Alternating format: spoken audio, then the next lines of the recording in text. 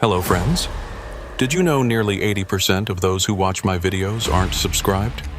If you enjoy these stories, please hit that subscribe button and leave a like. It really helps.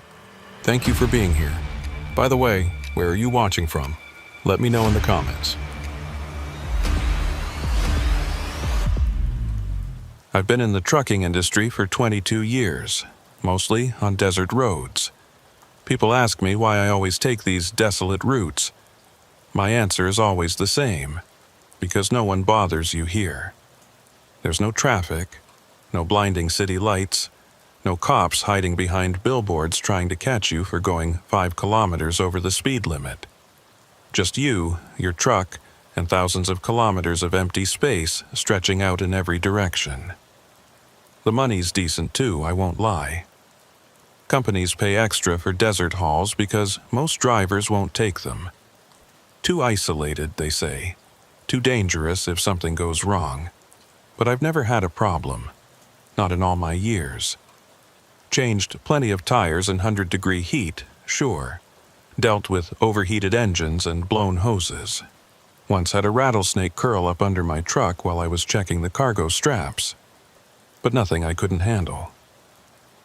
My name's Harlan Beck, and this story I'm about to tell you happened in late August of 2019. I was working for a logistics company out of Phoenix at the time, running routes between Arizona and Nevada. Mostly industrial equipment, construction materials, that sort of thing.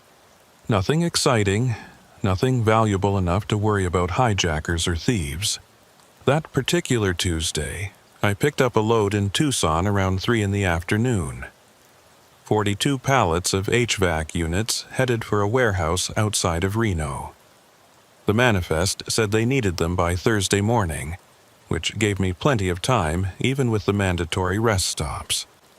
But I wanted to get ahead of schedule, maybe have a day to myself in Reno before heading back. So I planned to drive straight through the night, cutting across some of the emptier stretches of desert highway. The sun was already starting its descent when I merged onto Interstate 10, heading west. I could see it in my side mirror, this massive orange ball sinking toward the horizon, turning the sky into layers of red and purple and gold. Beautiful in a way that makes you feel small. Out here in the desert, you're reminded constantly that you're just a speck. Just a tiny dot of metal and flesh crawling across something vast and ancient and completely indifferent to whether you live or die. I had my CB radio tuned to channel 19, the trucker channel, but it was mostly quiet. A few scattered transmissions from other drivers, talking about road conditions and speed traps, but nothing much. The further west I got, the quieter it became. By the time I crossed into Arizona's western territories, I hadn't heard another voice in over an hour. The heat was brutal, even with the AC cranked up. I kept a cooler full of water bottles within reach, going through them faster than I'd anticipated. My shirt was soaked through with sweat, sticking to the seat back. Outside, the desert rippled with heat waves, making the distant mountains shimmer and dance like they weren't quite real. I stopped once around 7 p.m. at a truck stop just past Quartzsite. Grabbed some food, topped off the diesel, used the restroom. The place was nearly empty, just a couple other rigs parked in the lot, and an old man behind the counter who barely looked up when I paid. I remember thinking how dead everything felt, how the whole world seemed to be holding its breath in the heat. Back on the road, I watched the sun finally disappear, leaving behind this twilight that turned everything gray and shadowy. The temperature started to drop, which was a relief, but it also brought this eerie quality to the landscape. All those rock formations and Joshua trees became silhouettes, like paper cutouts against the darkening sky. By the time I crossed into California and merged onto Highway 95 heading north, it was full dark. No moon that night, or if there was one, it was hidden behind clouds. The only light came from my headlights cutting through the blackness, and even those seemed to be swallowed up by the desert. I could barely see 50 feet in front of me. That's when I noticed the first strange thing. My radio, which had been silent for hours, suddenly crackled with static. Not unusual in itself, radio signals get weird out in the desert, bouncing off rock formations and getting scattered by all that empty space. But this static had a pattern to it, almost like breathing. In and out, in and out. This rhythmic hiss that made the hair on my arms stand up. I reached over and changed the channel, but the static followed me. Every frequency, same thing. That breathing sound underneath the white noise. I told myself it was just interference, maybe from a distant storm or some military installation. The desert's full of places where they test things they don't want the public knowing about. But it bothered me more than it should have. I turned the radio off completely, preferring silence to that unsettling sound. Now, all I could hear was the rumble of my engine, the hiss of air brakes occasionally, the tick-tick-tick of my turn signal when I changed lanes to avoid debris on the road, and underneath it all, a ringing in my ears from the long silence, that high-pitched tone you get when everything's too quiet. Around 11 p.m., I passed through Needles, one of the last towns before entering the real, empty stretches. The place was like a ghost town at that hour, just a few scattered lights and closed businesses. I considered stopping for coffee, but decided against it. I was making good time, and I wanted to get past the worst of the desert before fatigue really set in. Highway 95 curved northwest from there, cutting through some of the most desolate country in the lower 48. During the day, you might see the occasional car or motorcycle, maybe a border patrol vehicle, but at night, especially midweek, this road belonged to nobody. Miles and miles of nothing, with maybe one truck every hour or two heading in the opposite direction. I'd driven this route dozens of times before. I knew every curve, every grade, every place where the road narrowed or the shoulder dropped off sharply. I could practically drive it with my eyes closed, which is a dangerous way to think, but true nonetheless. Familiarity breeds complacency, my old instructor used to say. He was right about that. The thing is, out here in the dark, even familiar roads start to feel alien. The darkness changes everything, makes distances impossible to judge, turns ordinary rocks and cacti into shapes that look almost human in your peripheral vision. Your mind starts playing tricks on you, filling in details that aren't there, seeing movement where there's only stillness. I was about an hour north of Needles when I saw the lights. Just for a second, way out in the desert to my right. Two small points of white light, like headlights but stationary. They were maybe half a mile off the highway, or what looked like half a mile in the dark. Hard to tell distances at night. I slowed down slightly, trying to get another look, but they were gone. Nothing out there but blackness. I figured it was probably another trucker who'd pulled off to sleep, or maybe some campers. People do stupid things in the desert, driving off-road in regular vehicles, getting stuck, running out of gas. Search and rescue pulls out bodies every summer. People who thought they could handle it and found out too late they couldn't. But something about those lights nagged at me. They'd been too far off the road for any vehicle to reach without serious off-road capability, and I hadn't seen any tracks or trails leading that direction. The desert floor out here is hard-packed calichy in some places, soft sand in others, but either way, you'd see evidence of a vehicle passing. I kept driving, trying to shake off the unease that was settling over me. The temperature inside the cab had dropped enough that I turned off the AC and cracked my window instead. The night air that rushed in was cool and dry, carrying with it the scent of creosote and dust, that distinctive smell of the Mojave that I'd grown so familiar with over the years. The highway stretched out ahead of me, a ribbon of gray asphalt marked by faded white lines and the occasional reflector. On either side, the darkness was absolute, broken only by the faint silhouettes of mountains on the horizon. No hares visible tonight, which was unusual. The desert sky is usually so clear you can see the Milky Way like a splash of paint across the heavens. My CB crackled again, making me jump. I'd forgotten I'd turned it off, but apparently I'd only turned down the volume. The speaker hissed and popped, and through the static I could swear I heard something. Not a voice exactly, but something almost like words, too distorted to make out.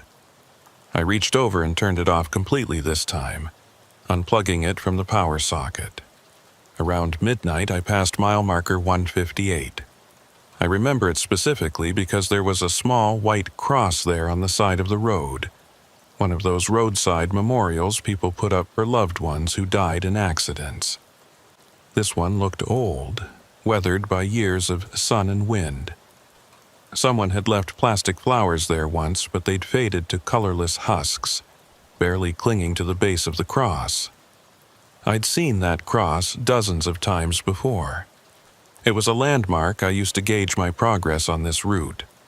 But tonight, something about it looked different. Maybe it was just the way my headlights hit it, but I could swear the cross was facing a different direction than usual, like someone had moved it, rotated it 90 degrees, so instead of facing the road, it faced out into the desert. I told myself I was wrong, that I was just tired and seeing things wrong. But the image stuck with me, burned into my mind. That white cross, stark against the darkness, pointing toward something out in all that empty space. The road began to climb slightly, following the contours of a low ridge. Up here, the wind was stronger, buffeting the side of my trailer and making me work the wheel to stay centered in my lane. Dust devils danced across the asphalt, caught in my headlights like miniature tornadoes made of sand and darkness. I checked my GPS, still showing me on Highway 95, making good time, about 3 hours from the Nevada border. Everything normal. But the device seemed to be running slowly, the screen refreshing in stutters, my position jumping forward in increments rather than smoothly tracking. I tapped it a couple times, but it didn't help. That's when I noticed my dashboard clock. It read 2:40 a.m. That couldn't be right. I'd passed mile marker 158 at midnight, I was certain of it. And I'd only driven maybe 20 or 30 miles since then, judging by the terrain. But somehow, 2 hours and 40 minutes had passed. I'd lost time somewhere, or the clock was malfunctioning.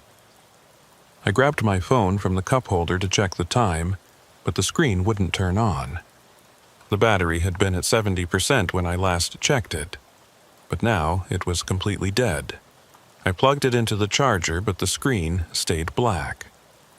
A cold feeling spread through my chest, something that had nothing to do with the night air coming through my window. I was totally cut off now. No CB, no phone, no way to call for help if something went wrong. Just me and my truck, alone in the dark.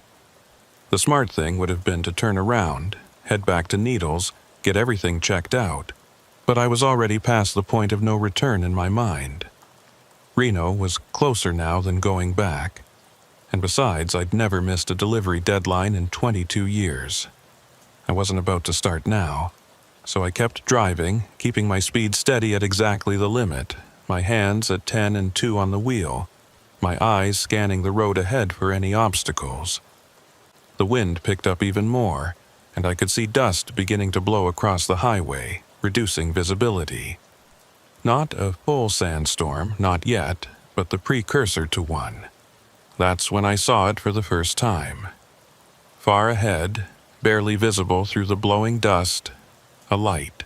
Red, like a taillight but steady rather than blinking, just sitting there in the middle of the road, not moving. My first thought was that a vehicle had broken down, but as I got closer the light seemed to recede, staying always at the edge of my vision. I slowed down, confused and increasingly unsettled. The light should have been getting bigger, clearer as I approached. Instead, it maintained the same size, the same intensity, like I wasn't getting any closer to it at all despite the fact that I was definitely moving forward. Then, without warning, it vanished, just blinked out of existence, leaving nothing but empty road ahead. I could feel my heart hammering in my chest, my mouth gone completely dry. I fumbled for one of my water bottles, but my hands were shaking so badly I almost dropped it. "Get it together, Harlan," I told myself. "You're tired, you're seeing things. There's a rational explanation for all of this. The clock malfunction, the dead phone, the light, all just coincidence and fatigue and the weird effects the desert has on electronics." But I didn't believe it, not really. Something was wrong, something I couldn't explain or rationalize away. And the worst part was I still had hours to go before I reached civilization. The dust was getting thicker now, creating a haze in my headlight beams. Visibility had dropped to maybe 30 feet, forcing me to slow down to 40 miles per hour. The wind howled around the cab, making a sound like voices, like screaming, but I knew it was just air rushing over metal. Had to be. I'd been through sandstorms before, plenty of them. They're a fact of life in desert trucking. You either push through them carefully or you pull over and wait them out, depending on the severity. This one wasn't too bad yet, but it was building. I could feel it in the way the wind came in gusts, each one stronger than the last, rocking the trailer slightly despite its weight. The sky had taken on a weird orange tint, even though it was the middle of the night. The dust reflected what little light there was, creating this sickly glow that made everything look wrong, unnatural. I'd never seen anything quite like it, and I'd driven through storms where the sun disappeared completely, where day turned dark as midnight. Around mile marker 175, I passed an old gas station. I almost missed it in the dust, just caught a glimpse of it off to the right. One of those ancient places from the 50s or 60s, the kind with rounded corners and big plate glass windows, long since abandoned. The pumps were still there, just rusted shells now. The price signs showing numbers that wouldn't buy you a gallon anywhere anymore. Something made me slow down even more as I passed it. The windows were all broken out, and through the empty frames, I could see into the interior. Or I thought I could. The dust made everything hazy and indistinct. But I could swear I saw a light in there, a faint glow, like a lantern or a flashlight. Probably just reflection from my headlights, I thought. Or maybe some homeless person taking shelter. Either way, not my problem. I had a delivery to make, and stopping now would only put me further behind schedule, especially in this dust. But as I accelerated past the station, I glanced in my side mirror and froze. There was someone standing in front of the building, barely visible through the swirling dust. Just a silhouette, but definitely human-shaped, and definitely watching me drive away.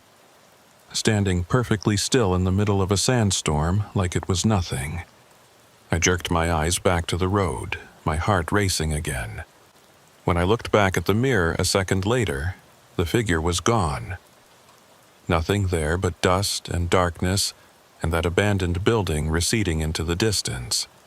My hands were cramping from gripping the wheel so hard. I forced myself to relax, to breathe. This was getting ridiculous. I was letting my imagination run wild, seeing threats where there were none. The fatigue was catching up with me, making me paranoid and jumpy. I needed to focus on the practical concerns. The storm was getting worse, and I had to decide whether to push through or find a place to pull over. The shoulder was barely visible, and I had no idea how stable the ground was off the pavement. Last thing I needed was to get the truck stuck in sand and have to wait for a tow, which could take hours or even days out here. The GPS was still acting strange, the screen flickering and freezing. My position would update, then jump backwards, then forward again, like I was teleporting along the highway. The map display had started showing roads that I knew weren't there, little side routes branching off into the desert where nothing existed but sand and rock. I tried the CB radio again, plugging it back in and turning it on despite my earlier unease. If there were any other trucks nearby, I wanted to know about it. Wanted to hear another human voice. The static came back immediately, that same rhythmic quality I'd noticed before. But now it seemed louder, more insistent. "Any drivers out there on 95? I called into the mic, my voice sounding strange and hollow in the cab. "This is northbound trucker at mile marker 175. Looking for information on weather conditions ahead. Anybody copy?" Nothing but static in response. Not even a fragment of another conversation, which was unusual. The trucker channel is usually active somewhere, even in the dead of night, even in the most remote areas.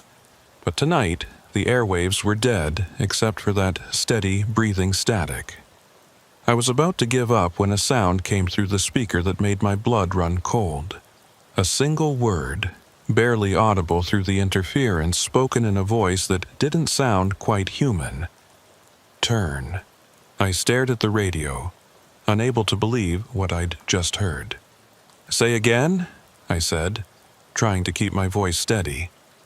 "Did someone just transmit?" The static continued unchanged. No response, no clarification, just that endless hiss in and out like breathing. I turned the volume down but left the radio on, not wanting to completely cut myself off from the possibility of human contact. The road had started to decline now, dropping down into a broad valley. Through the dust, I could see the vague shapes of rock formations on either side, tall spires and mesas that looked like sentinels watching over the highway. In daylight, this was actually a pretty scenic stretch, one of the few places where the desert's stark beauty really showed itself. But tonight, those formations looked menacing, their shadows deep and absolute, hiding God knows what. And the valley floor ahead was completely obscured by the dust, making it impossible to see more than a few dozen feet. I was essentially driving blind, relying on my memory of the road and the faint line markings that occasionally appeared in my headlights. That's when I noticed the tracks. Tire tracks, crossing the highway at an angle, heading from the left shoulder to the right. They were fresh, I could tell. The dust hadn't filled them in yet, and the edges were still sharp. Big tracks, too, from a truck similar in size to mine.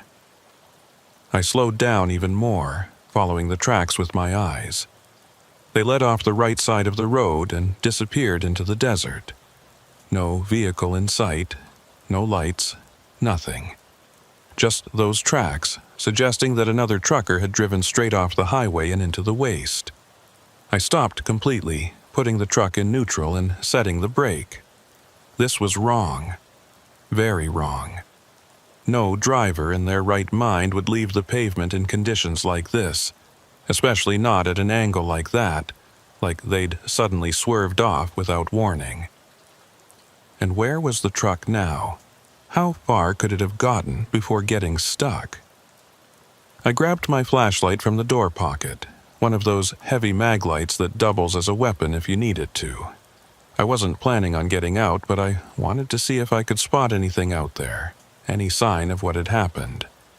The wind hit me like a physical force when I cracked open the door, full of stinging sand that immediately got in my eyes and mouth. I squinted against it, shining the flashlight in the direction the tracks had gone. The beam barely penetrated the dust, illuminating nothing but swirling particles. I was about to close the door and get back to driving when the light caught something. Just for a second, about 50 yards out, I saw what looked like the back end of a trailer. Dark-colored with no lights, tilted at an odd angle like it was partially sunk into the sand. "Hello?" I shouted, but my voice was immediately swallowed by the wind. I tried again, louder. "Anyone out there? You need help?" No response. The trailer, if that's what it really was, remained dark and still. I stood there in the doorway, torn between my duty to help a fellow trucker and my overwhelming instinct that something was very wrong about this whole situation. The flashlight beam flickered, dimmed, then went out completely. I smacked it against my palm a couple times and it came back on, but weaker than before. Fresh batteries, too. I'd replaced them less than a week ago. No reason for it to be dying already. A gust of wind hit the truck hard enough to rock it on its suspension, and I made my decision. I was getting back in the cab and continuing on. If there really was a truck out there, if someone really needed help, I'd call it in once I got to the next town. But I wasn't going to wander out into a sandstorm in the middle of the night, chasing after something I couldn't even be sure was real. I climbed back in, pulled the door shut, and put the truck in gear. As I started to move forward, I glanced in my side mirror one more time. The beam of my mag light had been pointing in that direction, still shining out through the dust. And in that beam, I saw something move. Not the wind-moving dust, but something solid, something big, crossing from left to right. I floored it, or as close to flooring it as you can in a fully loaded semi. The engine roared, the transmission shifted hard, and the truck lurched forward, leaving whatever I'd seen behind in the dust and darkness. My heart was hammering so hard I could hear it over the engine noise, feel it in my throat. The road climbed again, and the dust began to thin slightly as I gained elevation. I could breathe a little easier, both literally and figuratively. Behind me, the valley was lost in an orange-brown haze, hiding whatever was down there. I checked the dashboard clock, 4:17 a.m., but that couldn't be right either. It had been 2:40 when I first noticed the time discrepancy, and I couldn't have been driving for more than an hour since then. Yet the clock insisted that nearly 2 more hours had passed. Either it was broken, running fast, or I was losing time somehow. The GPS showed me approaching mile marker 190, which meant I'd covered about 15 miles since the gas station. The math didn't add up no matter how I tried to figure it. At my current speed, 15 miles should have taken maybe 20 minutes, not hours. I fumbled with my phone charger again, hoping it had revived, but the screen remained dark, dead as a stone. All my connections to the outside world were severed. No way to call for help, no way to report what I'd seen, no way to verify whether what was happening was real or just exhaustion-induced hallucination. The highway had straightened out now, running arrow straight across a flat expanse of desert. Visibility was better here, maybe 60 or 70 feet, enough to see the next curve coming. I pushed my speed back up to 55, wanting to cover as much ground as possible before the next weird thing happened. Because I was certain now that something would happen. This wasn't just bad luck or equipment failure. This was something else, something I didn't have words for. The desert felt alive around me, watching, waiting, like a predator toying with its prey. The CB crackled again, and this time the voice was clearer, though still distorted. Red mile, red mile, red mile. I grabbed the mic so hard I nearly broke it. Who is this? What do you want? No response. Just those 2 words repeated, over and over in that not quite human voice. Red mile, red mile, red mile. I turned the radio off again, hands shaking. Red mile. What the hell did that mean? Some kind of warning? A location? Or just nonsense, random words generated by atmospheric interference? But even as I tried to rationalize it, I knew better. This was targeted, specific. Someone or something was trying to communicate with me, and the message was always the same. Red mile. The road dipped down into a shallow wash, one of those places where flash floods cut across the highway during monsoon season. Metal posts marked the edges, with depth gauges showing how deep the water could get. I'd driven through here dozens of times, knew exactly where it was, how long it took to cross. But as I descended into the wash, something was different. The road surface changed, became rougher, like I was driving on gravel instead of asphalt. And the color was wrong. Instead of gray-black, it looked reddish in my headlights like rust or dried blood. The Red Mile, I thought, and my stomach dropped. The wash was maybe 100 yards across, but it felt like miles. The rough surface made the truck shake and rattle, and I could hear loose items in the cab bouncing around. The color seemed to intensify as I drove, becoming brighter, more vivid, until it was almost glowing in my headlights. Then I was out, back on normal pavement, the color returning to gray. I looked in my mirrors, but the wash behind me looked completely normal, just dark asphalt like always. Had I imagined the red surface? Was my mind playing tricks on me, making me see things that weren't there? But my truck's clock now read 4:19 a.m. I'd crossed that 100-yard wash in 2 minutes, according to the dashboard. That was impossible. At 55 miles per hour, it should have taken maybe 3 or 4 seconds. But 2 minutes had passed. I was losing time, chunks of it, disappearing without explanation. And every time it happened, I felt like something was shifting, like reality was coming loose at the seams, allowing things to slip through that shouldn't be there. The dust had almost completely cleared now, and I could see the stars finally, thousands of them scattered across the black sky. I took some comfort in that, in the normalcy of it. Stars don't change. They don't play tricks. They're just burning balls of gas billions of miles away, indifferent to human concerns. But even that comfort was short-lived. Because, as I watched, one of the stars moved. Not drifted the way satellites do, but jerked, like a light switch being flipped on and off in rapid succession. And then another one did the same thing, and another. I forced myself to look away, to focus on the road. The stars aren't moving, I told myself. It's just your eyes. Just fatigue making you see motion where there is none.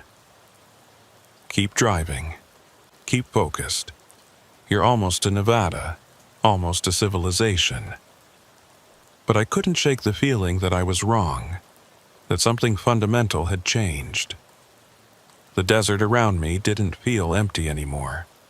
It felt full, crowded with invisible presences, watching eyes, things that had no names. The CB crackled one more time, and through the static, I heard something that made me want to cry. Breathing. Not the rhythmic static from before, but actual human breathing, ragged and desperate, like someone running. And underneath it, faint but unmistakable, the sound of footsteps. Running footsteps, getting closer. I didn't turn the radio off this time. I needed to know, needed to hear what came next. The footsteps grew louder, faster, and then suddenly stopped. A moment of silence, just the hiss of static, and then a voice, clear as day. It's still following me. That's all. No explanation, no context. Just those 4 words, spoken in a tone of absolute terror. And then the static returned, loud and overwhelming, drowning out everything else. I don't know how long I drove after that. Time had become meaningless, the dashboard clock jumping forward in irregular increments that bore no relation to my actual movement. Sometimes I'd look down and only a minute had passed.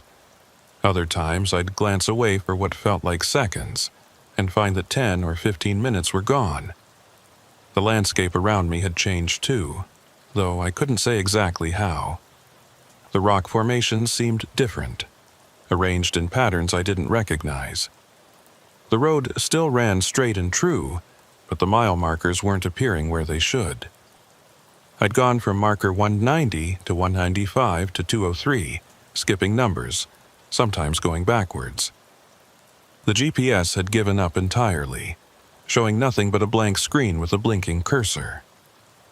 Around what the clock claimed was 5:45 a.m., though the sky showed no sign of approaching dawn, I entered what I can only describe as a dead zone. Everything became muffled, distant, like I was underwater. The engine noise faded to a dull rumble.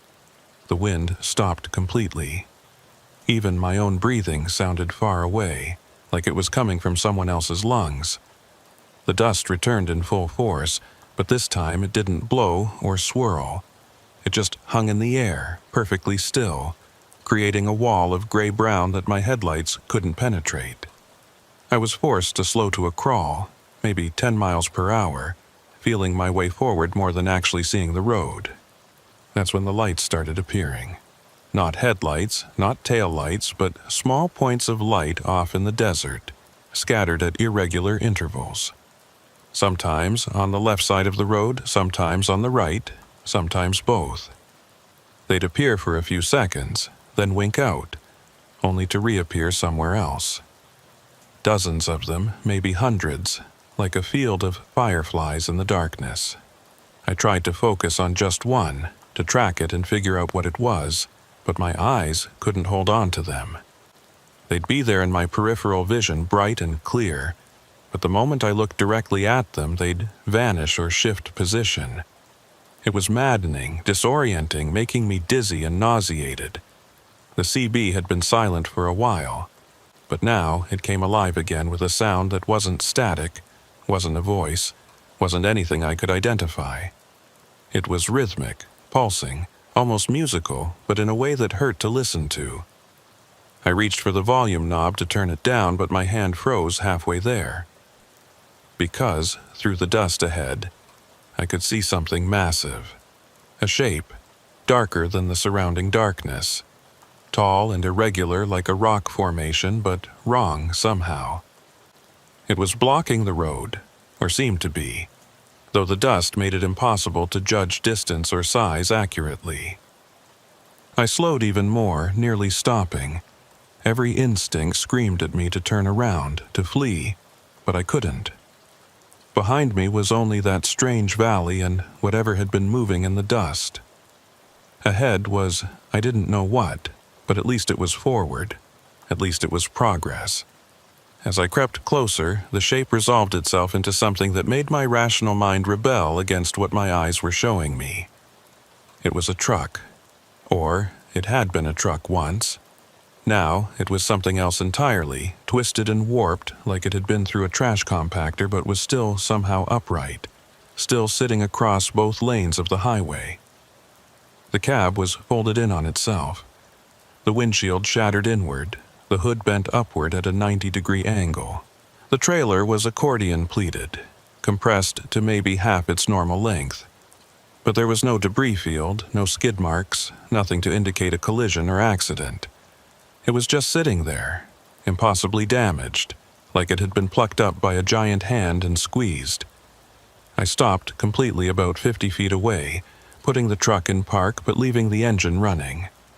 I didn't want to get out, didn't want to get any closer, but I also couldn't just leave without checking if there was a driver inside who needed help. Even if they couldn't possibly be alive, I had to know. I grabbed my mag light, checked to make sure it was working. It was, surprisingly, and opened the door. The silence outside was absolute. No wind, no engine noise except my own, no desert sounds at all. Just perfect, dead silence that pressed against my eardrums like physical weight. The dust was so thick I could taste it, gritty and metallic on my tongue. It clung to my skin, got in my eyes, made breathing difficult. I pulled my shirt up over my nose and mouth, using it as a makeshift filter, and started walking toward the wreck. With every step, I expected something to happen. For the wreck to suddenly move, or for something to emerge from the darkness, or for the dust to clear and reveal that there was nothing there at all. But none of that happened. The wreck remained still and silent, waiting. I could see now that it was similar in size and shape to my own rig, a long-haul freight truck, though I couldn't make out any company markings through the dust and damage. The paint job looked dark, maybe blue or black, but it was hard to tell. As I approached the cab, my flashlight beam swept across the driver's side door. The window was blown out, leaving just jagged teeth of glass around the frame. I shined the light inside, steeling myself for what I might see. Empty. The cab was completely empty. No driver, no blood, no signs of struggle or injury. Just an empty seat with the stuffing coming out in places, and a steering wheel twisted into a spiral like taffy. The dashboard was shattered, the instruments all dark. And hanging from the rearview mirror was an air freshener, one of those tree-shaped ones, still gently swaying despite the complete absence of wind. I reached through the broken window and grabbed it, pulled it out to look at it more closely. It was brand new, I could tell. The scent was still strong, pine, artificial and chemical. No dust on it at all, unlike everything else. Someone had put this here recently, within hours, maybe, and then they'd disappeared, leaving behind only this crushed wreck. I backed away from the truck, a cold horror spreading through me that had nothing to do with the temperature. This was wrong on every level. Physics doesn't work like this. Trucks don't get compressed like aluminum cans without external force. Drivers don't vanish into thin air. That's when I heard it. A sound from behind me, from the direction of my own truck. A metallic creak, like a door opening. I spun around, bringing the flashlight up, but I couldn't see my rig through the dust. It was only 50 feet away, but it might as well have been miles. "Hello?" I called out, my voice sounding weak and pathetic in the silence. "Is someone there?" The creaking continued, rhythmic now, like a door swinging on rusty hinges. Back and forth, and underneath it, something else. Footsteps. Or something that sounded like footsteps but wasn't quite right. The rhythm too slow, the weight too heavy. I started walking back toward my truck, faster now, trying not to panic but feeling it rising in my throat like bile. The flashlight beam bounced and jerked with my movements, creating crazy shadows in the dust. Everything looked the same in every direction, featureless gray-brown that could hide anything. The creaking stopped suddenly, replaced by complete silence again. I froze, listening, trying to pinpoint where the sound had been coming from. But there was nothing. Just that oppressive quiet that seemed to muffle even my thoughts. My truck materialized out of the dust without warning, appearing so suddenly I almost walked into it. The driver's door was closed, though I was certain I'd left it open. The engine was still running. I could feel the vibrations through the ground, but something was off. The sound was different, deeper, like it was running slower than it should be. I climbed back into the cab, slammed the door, and locked it. My hands were shaking so badly I could barely grip the steering wheel. I had to get out of here, had to get past that wreck and continue on, no matter what was waiting up ahead. I put the truck in gear and started moving forward, steering around the wreck on the shoulder.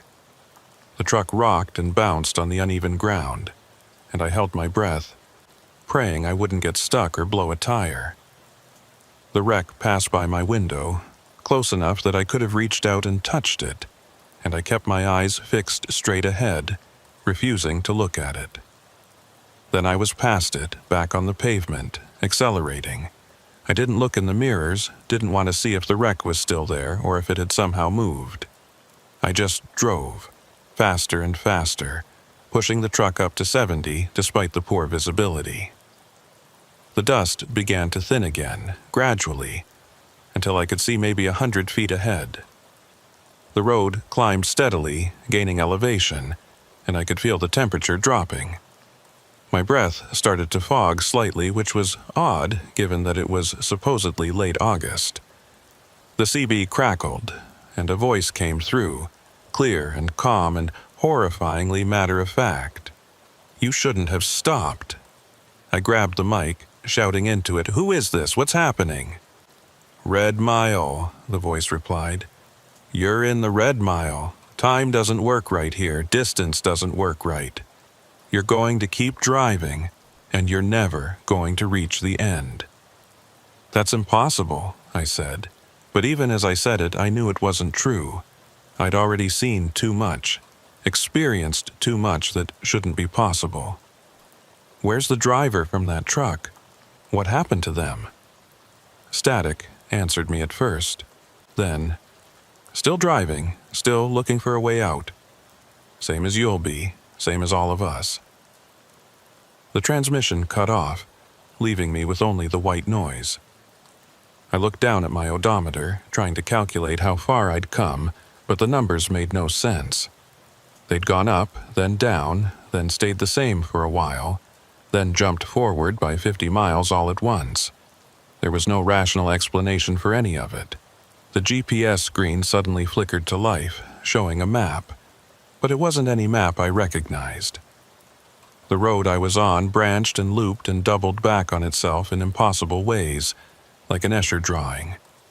My position marker was moving along one of these loops, going in circles, never making forward progress even though I was definitely moving forward. I thought about the driver from the crushed truck. "Still driving," the voice had said. "Still looking for a way out." How long had they been in here? Days? Weeks? Years? And how many others were there, trapped in this nightmare stretch of highway that didn't follow normal rules? The highway crested a ridge, and suddenly the dust was gone completely, and I could see the valley ahead. But it wasn't the valley that should be there. It was too wide, too deep, and the far side was impossible to gauge. It could have been miles away or mere yards. The perspective was all wrong. And scattered across the valley floor were lights. Hundreds of them, thousands maybe. All stationary, all pointing upward like searchlights or beacons. And among those lights I could see vehicles. Trucks, mostly. But also cars and motorcycles and RVs, all parked at random angles, all with their lights on. Some of them were clearly damaged. Others looked perfectly normal, but all of them were empty, as far as I could tell from this distance. I pulled over to the side of the road, or what I thought was the side. It was hard to tell where the pavement ended and the desert began anymore, and just sat there, staring at this impossible scene. This wasn't real. Couldn't be real.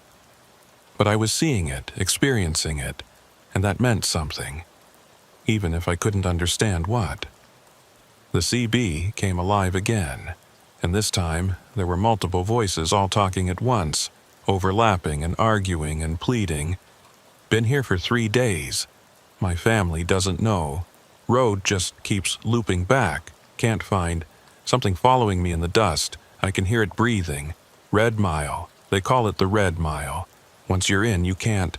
I turned the volume up, desperate to hear more, to understand what was happening. But the voices faded as quickly as they'd appeared, replaced by that same rhythmic static, that breathing sound I'd heard at the beginning. My dashboard clock read 2:40 a.m., the same time it had shown hours ago, when I'd first noticed something was wrong. I'd been driving in circles, maybe, or time had simply reset. Either way, I was back where I'd started, at least temporarily, if not physically. I tried to restart my phone one more time, but it remained dead. All my navigation apps, my emergency contacts, my way of calling for help, all of it useless. I was completely isolated out here, cut off from everything familiar and safe. The lights in the valley began to flicker, not all at once, but in waves, rippling across the desert floor like a living thing. And in the spaces between the lights I could see movement. Shapes too distant to identify, passing between the vehicles. Sometimes humanoid, sometimes not. Sometimes solid, sometimes translucent. All of them searching, wandering, lost. I realized with growing horror that those weren't shadows or tricks of the light. Those were the drivers, the people who'd stopped, who'd gotten out of their vehicles to investigate or look for help, and had become part of this place. They were still here, still trapped, still searching for a way out that might not exist. I put the truck back in gear, hands steady now despite the fear coursing through me. I wasn't stopping again, wasn't getting out. Whatever happened, I was staying in my cab, staying mobile, refusing to become one of those wandering shapes down in the valley. The road descended toward the valley floor, and as it did, the lights grew brighter, more intense, until they were almost painful to look at. I could see details on the abandoned vehicles now. Open doors, shattered windows, cargoes spilled across the ground. Some of them had been there for years, judging by the rust and decay. Others looked brand new, and standing among them, perfectly still, was a figure. Just one, directly in my path. I couldn't make out any features, just a dark silhouette against the lights. It didn't move as I approached, didn't react to my headlights at all, just stood there, waiting. I should have swerved, should have gone around, but something compelled me to keep going straight, to see what would happen when I reached it. The figure grew larger in my windshield, and I could see now that it was wearing what looked like old-style trucking gear. Denim coveralls, work boots, a cap with some company logo I didn't recognize. At the last possible second, I yanked the wheel to the right, missing the figure by inches. As I passed it, I made the mistake of looking in my side mirror. The figure was turning, tracking my movement, and in the red glow of my taillights I caught a glimpse of its face. It had no features, not burned away or covered or hidden, just absent. A smooth expanse of skin where eyes and nose and mouth should have been, and yet I could feel it watching me, could sense its awareness following my truck. I accelerated hard, weaving between the abandoned vehicles, trying to find a clear path through this graveyard of lost travelers. The road had disappeared entirely. Either it had never extended this far into the valley, or the sand had covered it over time.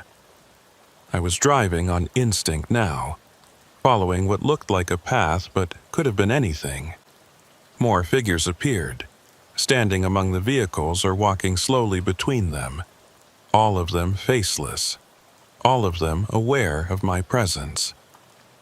They turned as I passed, their featureless heads tracking my movement with unsettling precision. The CB was a constant roar of voices now, screaming and crying and laughing and whispering all at once.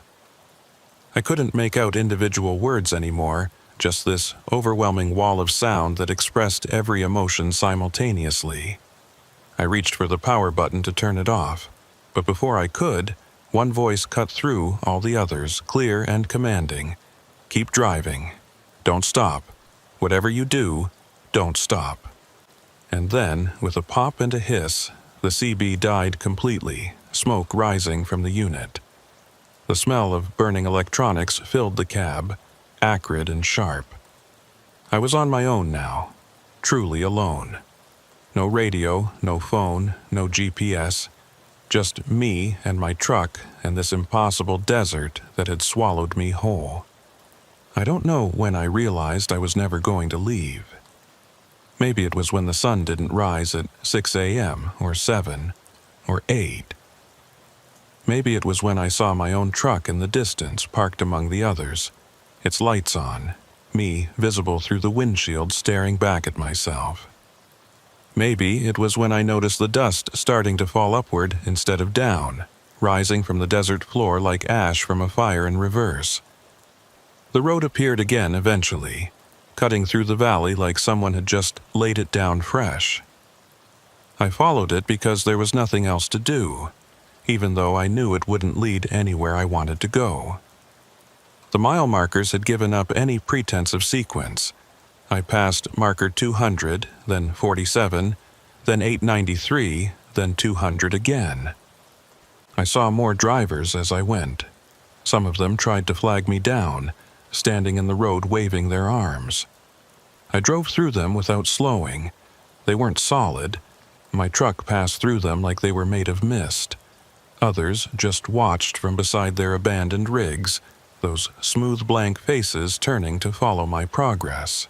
Somewhere around what the clock insisted was 9:30 a.m., though the sky remained the same dark purple-orange it had been for hours, I saw the crushed truck again. The same one, definitely. I recognized the air freshener hanging from the mirror, still swinging gently, but it was in a different location now, on the opposite side of the road, facing the wrong direction. I drove past it without stopping, without even slowing down. The landscape began to repeat. I'd see the same rock formation, the same Joshua tree, the same curve in the road, over and over. Not similar, identical. Like reality was stuttering, skipping, playing the same scene on loop. Each time I passed the same landmarks, there were more abandoned vehicles. More faceless figures standing watch. My fuel gauge read full. It had been near half when I started this journey, and I'd been driving for what felt like 8 or 10 hours, but the needle sat firmly at the top. When I looked at the odometer, it was running backwards, the numbers decreasing as I drove forward. I stopped checking the gauges after that. Stopped looking at the clock. Stopped trying to figure out where I was or how far I'd come. None of it mattered. The numbers meant nothing here.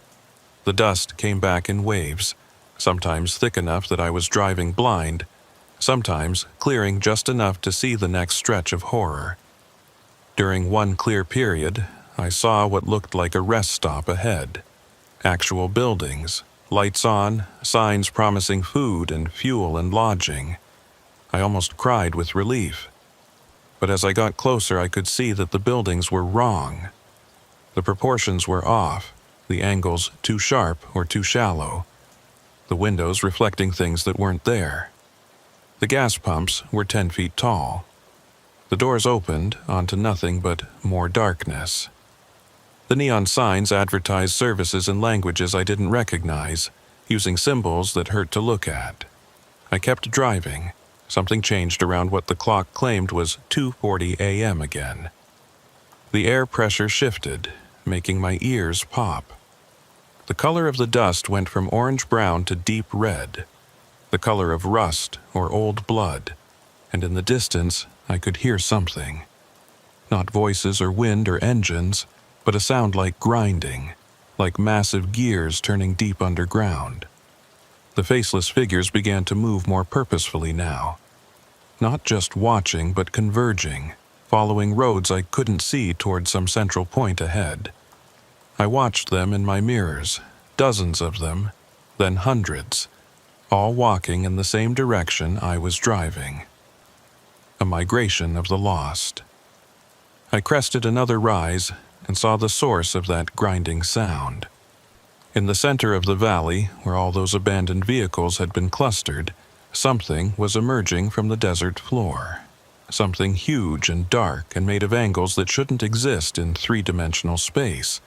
It rose slowly, shedding sand and dust, and those lights I'd seen earlier weren't lights at all. They were windows, or openings, and things moved behind them. The faceless figures walked toward it without hesitation, disappearing into those openings one by one. And I understood, suddenly and completely, that this was where they went. Where everyone ended up, eventually, if they stayed too long in the Red Mile. This was the destination, the final stop, the place where lost travelers went to be. I don't have words for what they went to be. I yanked the wheel hard left, leaving the road, driving directly away from that thing. My truck bounced and shuddered over the rough terrain, but I didn't care. I couldn't go there. Wouldn't go there. Death would be preferable. The grinding sound grew louder, angrier, like whatever that thing was didn't appreciate me fleeing. The dust turned from red to black, thick as oil, coating my windshield until I couldn't see anything at all. I kept driving anyway, steering by instinct, by feel, by desperation. And then, with a lurch that threw me forward against my seatbelt, everything changed. The dust was gone. The grinding sound was gone. The impossible structure was gone. I was on a normal highway, 2 lanes of gray asphalt marked with standard white lines, running through ordinary desert under an ordinary sky. The sun was just starting to rise, painting the eastern horizon pink and gold. My phone chirped from the cup holder. I grabbed it, hands shaking, and saw that it had turned on, showing full battery and a signal. The clock read 6:47 a.m. My GPS showed me on Highway 95, approximately 40 miles south of the Nevada border, exactly where I should be based on my original route plan. Everything was normal. Everything was fine, like nothing had happened at all. I pulled over immediately, stopping on the shoulder, and just sat there. My hands were still shaking. My shirt was soaked with cold sweat. My heart was hammering against my ribs. But according to every device in my truck, I'd just spent a normal night driving a normal route through normal desert. I checked my logbook, the paper one I kept for backup. The last entry was from when I'd left Tucson at 3 p.m. the previous day. No other entries. No record of stopping, no notes about what I'd experienced. Just blank pages. The fuel gauge read exactly where it should, given the distance I'd traveled. The odometer showed the correct mileage. Even my coffee cup in the cup holder was still half full and still warm, like I'd just poured it minutes ago instead of hours. I picked up my CB mic and called out, voice hoarse, "Any trucks out there? This is northbound on 95. Anyone copy?" Immediately, responses came back. Normal voices, normal conversations, drivers talking about weather and road conditions, and truck stops. Everything perfectly, reassuringly mundane. But I noticed something as I sat there. On the pavement ahead of me, barely visible in the early morning light, there was a patch of discoloration. A reddish stain, maybe 10 feet across, right there in my lane. It could have been anything, oil, rust, dirt, but it was red, very red. I pulled back onto the highway and drove through it, and for just a second, just a fraction of a second, I felt that same pressure change, heard that same grinding sound, saw the dust starting to form. Then I was through, and everything was normal again. I completed my delivery in Reno on time, handed off the cargo, got my paperwork signed, found a motel and slept for 14 hours straight. When I woke up, I tried to convince myself it had all been a fatigue-induced hallucination, that I'd just pushed too hard and my brain had rebelled with an extraordinarily vivid nightmare. But I know better, because I still drive that route 3 or 4 times a month. I have to. It's my job, my livelihood. And every single time around mile marker 175, when the sun has set and the darkness is complete, I see that patch of red on the pavement ahead. Sometimes it's in the same place. Sometimes it moves. But it's always there, waiting. And each time I drive through it, I feel that pressure change. I hear the faint echo of that grinding sound. The dust starts to gather at the edges of my headlight beams, and my dashboard clock, just for a moment, reads 2:40 a.m. I never stop anymore. Never slow down. I keep my CB turned off, my phone charged, my fuel tank full. I drive through that patch of red as fast as I safely can. And I don't look in my mirrors because I don't want to see what might be standing there on the shoulder, watching with a smooth and featureless face. The red mile is still there. I know it is. It's waiting, patient as the desert itself. For the moment when I hesitate, when I stop, when I make the same mistake I made that night. And sometimes in those brief seconds when I pass through that red patch, I hear the CB crackle to life even though it's turned off. I hear that voice, calm and matter of fact, saying the same thing it always says. Still driving.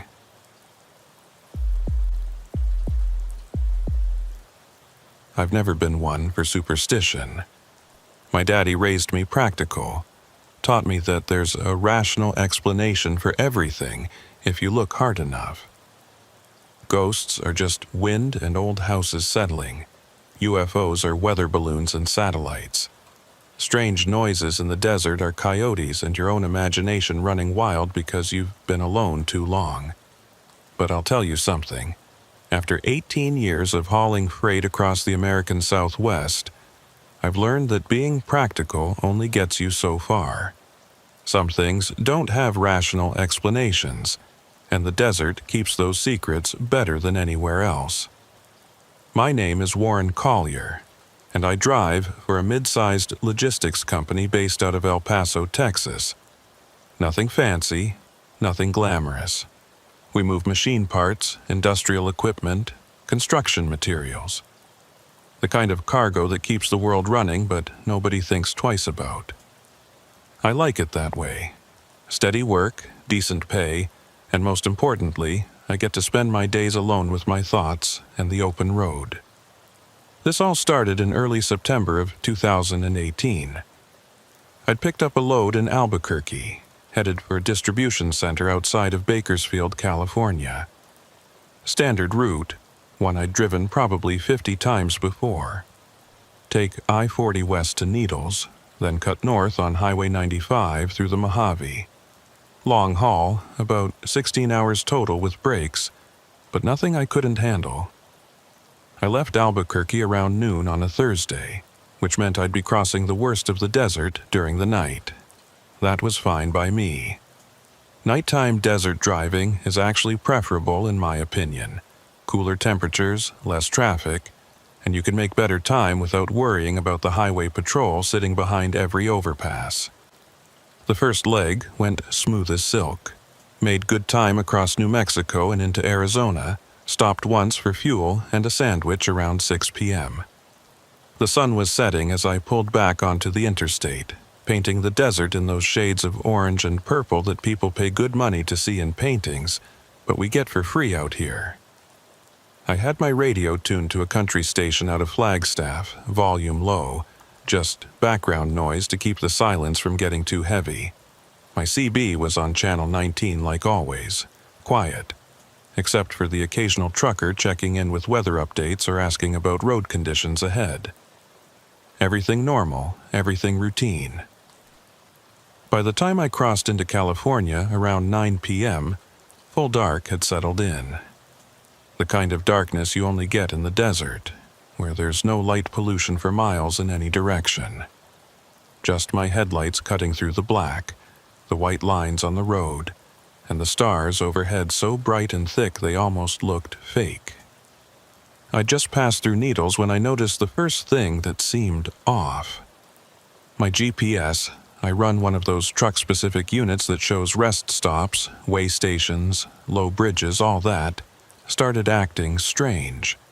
The screen would flicker, then freeze for a few seconds, then jump forward showing me half a mile further down the road than I actually was. I tapped it a couple times, figured it was just a glitch. The unit was a few years old, starting to show its age. But then it happened again, and again. Each time the screen would freeze, and when it came back, I'd have mysteriously covered more distance than should have been possible. I checked my odometer against the mile markers, and the numbers matched what the GPS was showing. But something about it felt wrong, like I was losing little chunks of time without noticing.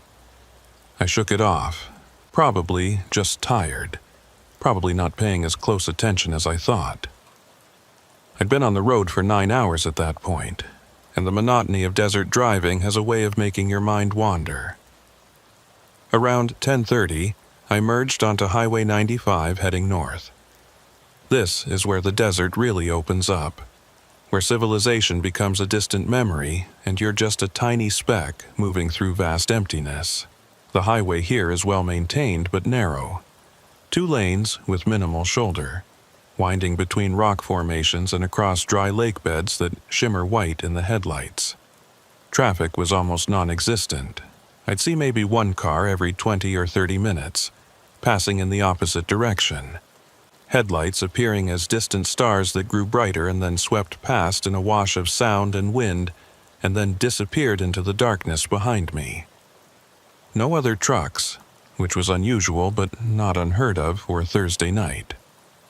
I was maybe 40 miles north of Needles when I saw the sign. It came up on my right, lit by my headlights for just a moment. A standard green highway sign with white lettering that read, Exit 46, Gas Food Lodging, 1 mile. I almost missed it. Would have, if I hadn't been thinking about needing to stop soon for coffee.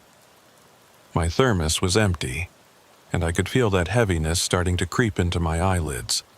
That dangerous drowsiness that comes on sudden and can put you in a ditch before you realize what's happening. Exit 46. I pulled out my atlas, yeah, I still carry one, old habits die hard, and flipped to the California section, tracing my finger along Highway 95. According to the map, there was no exit 46. The exits went from 39 to 51, with nothing in between. Just long stretches of empty desert with occasional scenic turnouts. But I'd definitely seen the sign. And besides, the GPS was showing an exit coming up, labeled Rest Area, Services Available. Maybe the atlas was outdated. They build new exits all the time, especially in areas where development is starting to creep into the desert. The mile passed quickly. I watched my odometer tick over, and right on cue, the exit ramp appeared on my right. No sign this time, but the ramp was clearly visible, the pavement only slightly more faded than the main highway. It curved off into the darkness, and at the end I could see lights. Actual electric lights, the yellow-white glow of sodium vapor lamps. I put on my turn signal, force of habit, even though there was nobody around to see it, and took the exit. The ramp was steep, dropping down below the level of the main highway, which was strange. Usually, exits in flat desert terrain are at grade level or even slightly elevated. But this one descended, curving around a rocky outcrop that blocked my view of what lay ahead. As I came around the curve, I saw it, a truck stop. Small, nothing fancy, but clearly operational. There was a gas station with 4 pumps under a weather-beaten canopy, a small convenience store with its lights on, and what looked like a diner or restaurant attached to the side. A couple of parking spots for trucks, currently empty. The whole place looked like it had been there for decades, the kind of mom-and-pop operation that used to be common along these routes before the big chains took over.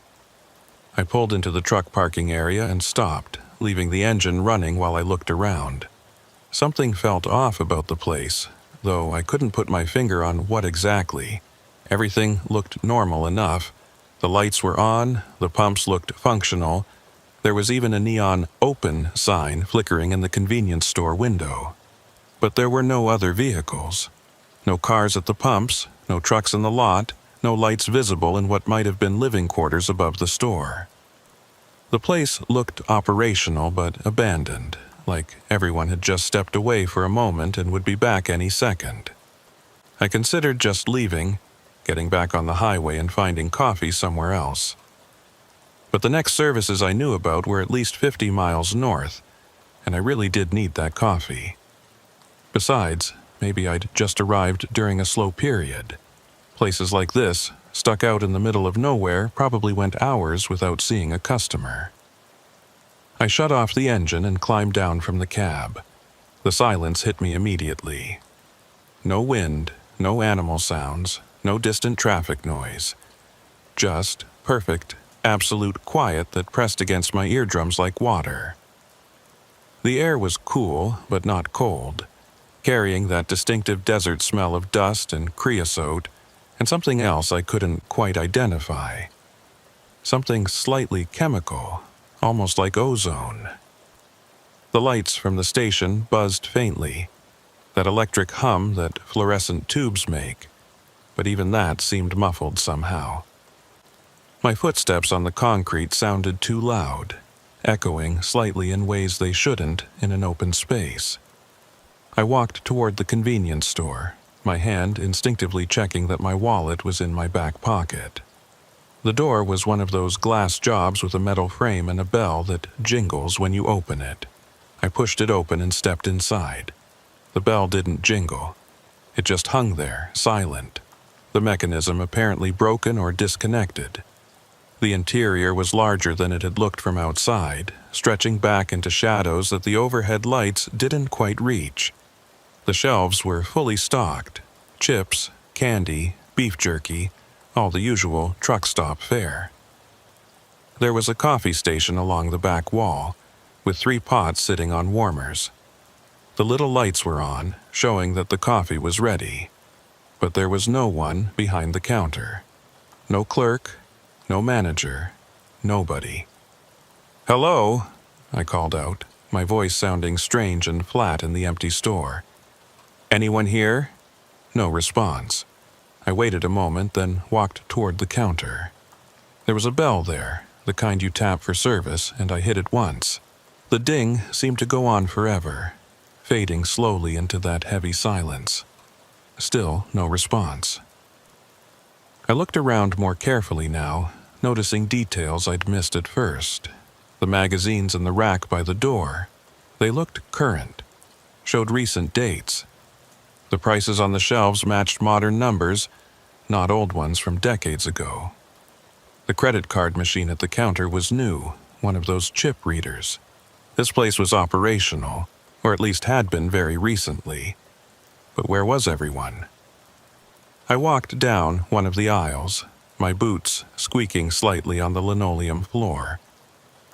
The fluorescent lights overhead flickered occasionally, and I noticed that some of them were buzzing louder than others, creating this irregular rhythm that was somehow more unsettling than silence. At the end of the aisle, I found a door marked "Employees Only." It was slightly ajar, and through the gap I could see darkness beyond. Not the darkness of an unlit room, but something deeper, more absolute. It made my skin crawl just looking at it. I backed away from the door and turned around, heading for the coffee station instead. Whatever was or wasn't behind that door, it wasn't my business. I just needed coffee, and then I'd get back on the road.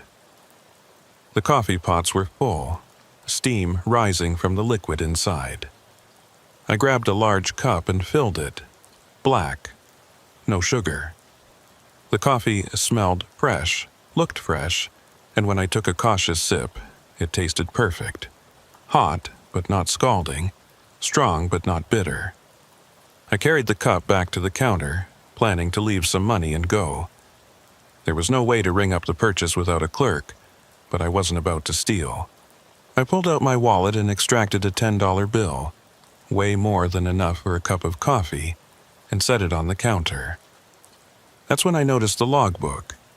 It was sitting beside the register, one of those composition notebooks with a black and white speckled cover, the kind truckers used to keep before everything went digital. Curious, I flipped it open. The pages were filled with entries handwritten in different styles, different inks. Names, dates, times, brief notes. I scanned through them, going backwards through the pages. Marcus Trent, Sept. 2, 2018, 11:45 p.m., fuel and coffee, no one here. J. Davidson, Sept. 1, 2018, 2:30 a.m., pumped gas, left money on counter, place empty. Sarah Chen, August 30, 2018, 1:15 a.m., where is everyone? The entries went back weeks, all with the same theme. Truckers stopping at this place, finding it empty, leaving notes about it. Some left money, some didn't bother. All of them commented on the absence of staff. I flipped further back, and the dates jumped. August 15th, then July 3rd, then June 11th. The entries were getting sparser the further back I went, and the handwriting was changing too, becoming older looking, the ink fading. Robert Hayes, May 8, 2017, 3:00 a.m. Second time here? Still no one, still works. L. Morrison, March 22, 2016, midnight. Thought I saw someone through the back window, but when I looked again, they were gone. Tommy Wu, December 17, 2015, 4:45 a.m. This place shouldn't exist, not on any map, but here it is.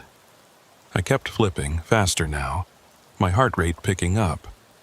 The dates jumped further and further back, 2014, 2012, 2009.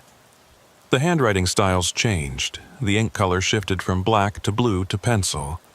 The paper itself started looking older, yellowed and brittle. Dale Kemp, October 3, 2005, found this place by accident. GPS shows nothing here. Monsieur Rodriguez, June 28, 2001, third visit. Coffee is always fresh. How? Charles Webster, April 14, 997.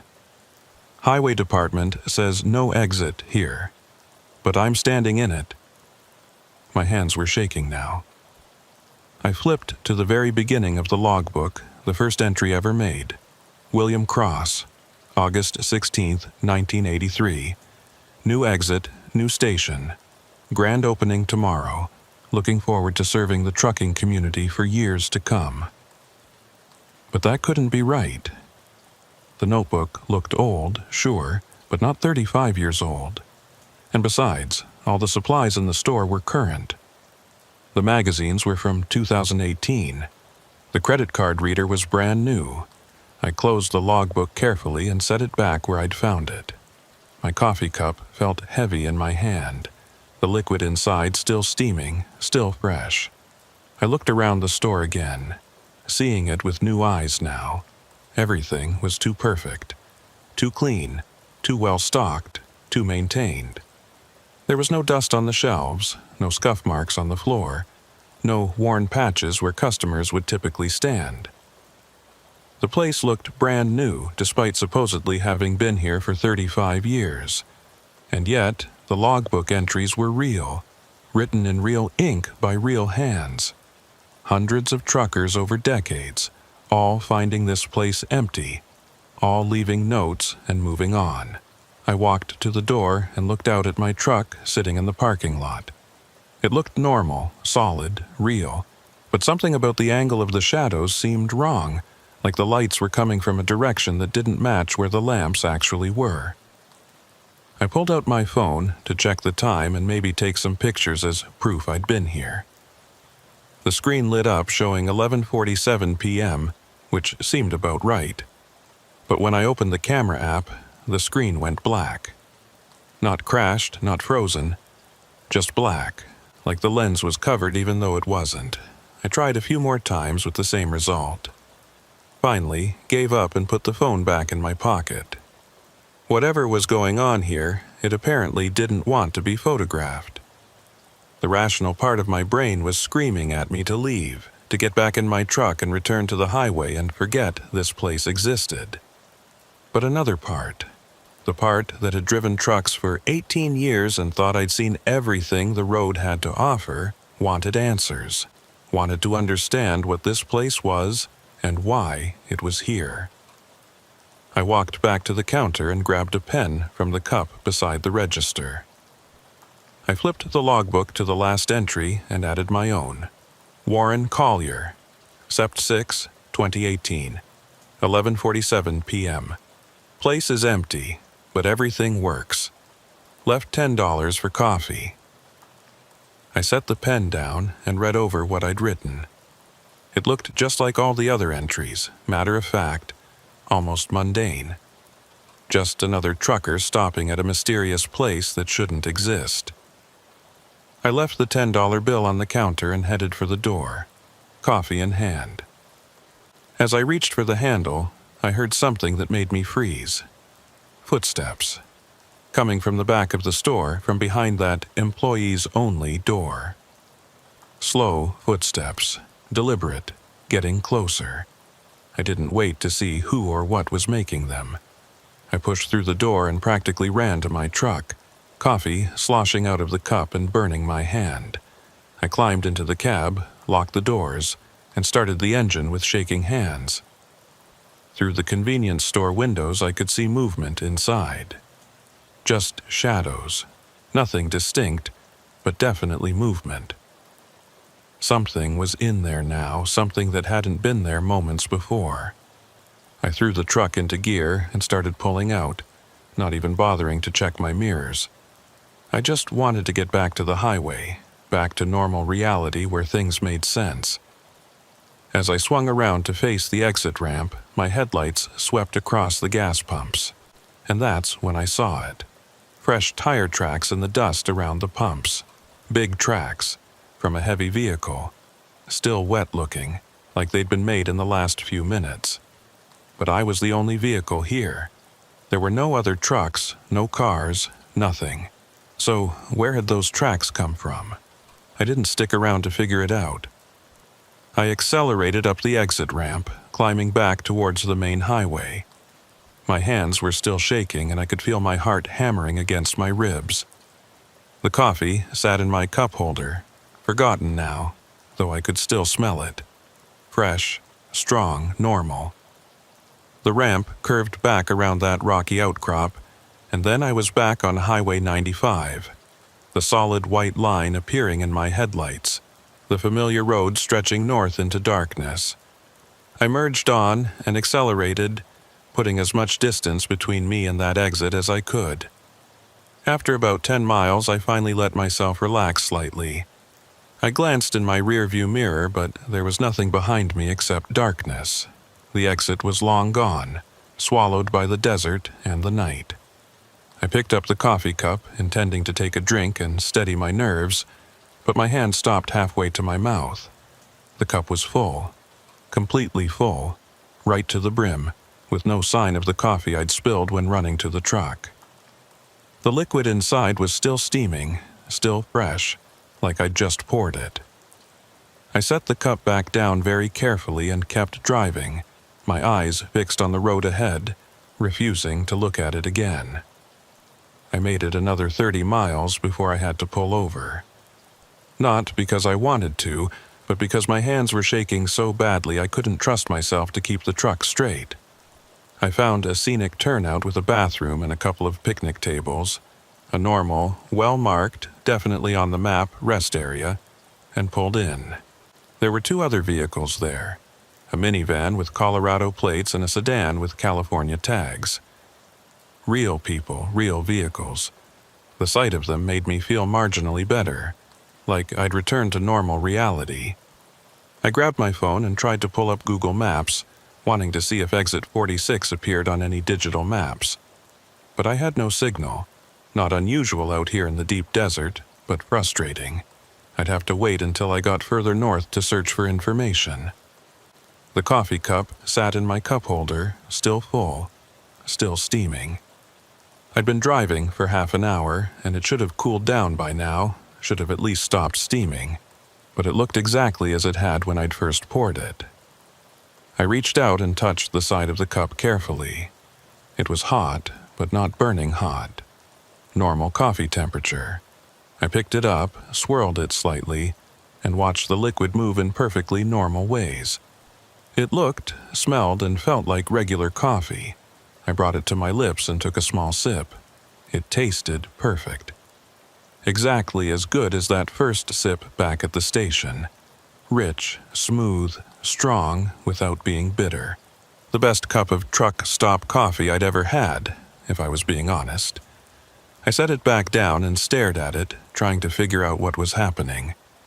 The rational explanations I could think of didn't hold up.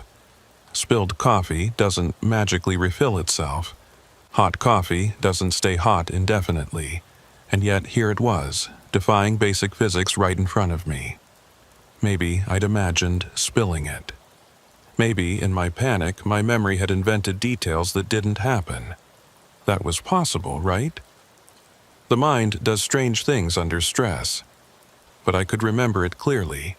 The coffee sloshing out as I ran. The burning sensation on my hand. The the dark stain on my jeans where it had splashed. I looked down at my jeans now. No stain, not even a wet spot. Clean and dry like I'd just put them on. I got out of the truck and walked over to the restrooms, needing to splash some water on my face and take a minute to think. The building was standard Bureau of Land Management construction. Cinder block walls, steel door, single fluorescent light above the entrance. Perfectly normal. Perfectly mundane. The water from the sink was cold and tasted slightly mineral, typical of desert well water. I splashed it on my face, used the facilities, and walked back outside. The other vehicles were still there, and through the minivan's windows I could see kids asleep in car seats, a woman dozing in the passenger seat. Normal people on a normal road trip. I checked my watch, 12:31 a.m. I'd been on the road for about 12.5 hours, which was about right given when I'd left Albuquerque and accounting for my stop in Arizona. No missing time, no gaps in memory, everything adding up the way it should. Except for exit 46. Except for that impossible truck stop with its logbook full of entries spanning 35 years. Except for the coffee that wouldn't cool down and wouldn't stay spilled. I walked around my truck, checking the tires and cargo straps out of habit. Everything looked good. The truck was solid and real, 53 feet of steel and rubber and diesel fuel, obeying all the normal laws of physics. I climbed back into the cab and pulled out my atlas again, studying the section of Highway 95 I'd just driven. The map showed nothing between exits 39 and 51, just as I'd thought. According to this atlas, published in 2017, exit 46 didn't exist. But I'd seen it. I'd taken it. I'd walked around that truck stop, touched its counters, drank its coffee. It was real, at least in some sense of the word. I grabbed my CB mic and keyed it, speaking into channel 19. This is northbound on 95. Anyone out there familiar with exit 46? The one with the truck stop? Looking for information, over. Static hissed back at me for a moment. Then a voice came through, sounding distant and slightly distorted. Exit 46? There's no exit 46 on 95, driver. You sure you got the right highway? Positive, I replied. Saw a sign for it about 40 miles south of my current position. Took the exit, there's a whole station there. Gas pumps, convenience store, the works.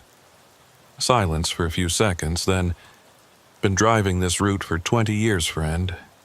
Never seen any exit 46. You sure you didn't dream it? Night driving can play tricks on your mind. Another voice chimed in before I could respond. Hold on, exit 46? I've heard stories about that place. From other drivers back in the day. Supposed to be some kind of ghost station or something. Shows up sometimes, then disappears. You didn't stop there, did you? My chest tightened. Yeah, I stopped. Got coffee. Why? Jesus, man. The second voice sounded worried now. The stories say bad things happen to people who stop there. They get turned around, lose time, see things that aren't there. One guy told me he stopped at that exit, and when he got back on the highway, he'd somehow jumped 50 miles north without remembering driving it. That's CB legend bullshit, the first voice cut in. Ghost stations, come on. This ain't some horror movie. Driver probably just missed his exit or misread a sign. I know what I saw, I said, my voice firmer than I felt. It was there. It was real. And the coffee, I stopped, realizing how crazy I was about to sound. The coffee, what? The second voice asked. I looked at the cup sitting in my holder, still steaming faintly. Nothing, never mind. Thanks for the information. I hung up the mic before they could respond. My hand was shaking again.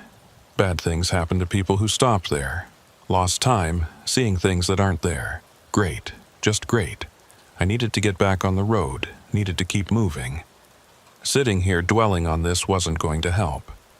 I'd finish the haul, deliver the cargo, and then maybe do some research when I had time and internet access. There had to be a rational explanation, there always was. I pulled back onto Highway 95 and continued north. The road stretched out in my headlights, white lines and dark asphalt, exactly as it should be. The mile markers appeared at regular intervals, counting upward in proper sequence. Everything normal, but I couldn't shake the feeling that something had changed. The desert looked the same but felt different, like I was driving through a slightly altered version of reality. The shadows seemed deeper, the stars too bright, the silence too complete. Around 1:15 a.m. I passed a semi coming the other direction. The standard trucker greeting, a brief flash of the headlights. But as the other truck passed, I could swear the driver was staring at me. His face pressed close to the side window, eyes wide like he'd seen something shocking. I checked my mirrors, but the truck disappeared into the darkness behind me without slowing down. The temperature was dropping. I could see my breath fogging slightly in the cab despite the heater running. Outside, the thermometer on my side mirror read 52 degrees, which was reasonable for a September night in the desert. But it felt colder somehow, like the cold was coming from inside me rather than the outside air. My phone suddenly buzzed, making me jump. I grabbed it from the cup holder, when had I put it there, and saw a text notification, but there was no sender name and no message content, just a blank text from no number. I deleted it and set the phone down, but it buzzed again immediately. Another blank text from nowhere. I turned the phone off completely and put it in the glove compartment. Whatever was happening, I didn't need the distraction. I had to stay focused on driving, on getting to Bakersfield and completing this haul. The CB crackled to life even though I hadn't heard anyone key up. Exit 46, exit 46, services available. 1 mile. I grabbed the mic. Who is this? How are you broadcasting on my radio? No response. Just static and then that voice again.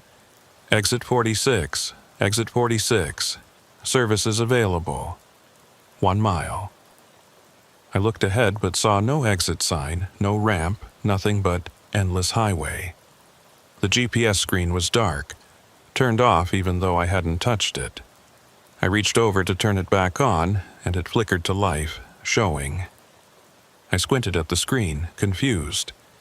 According to the GPS, I was approaching exit 46.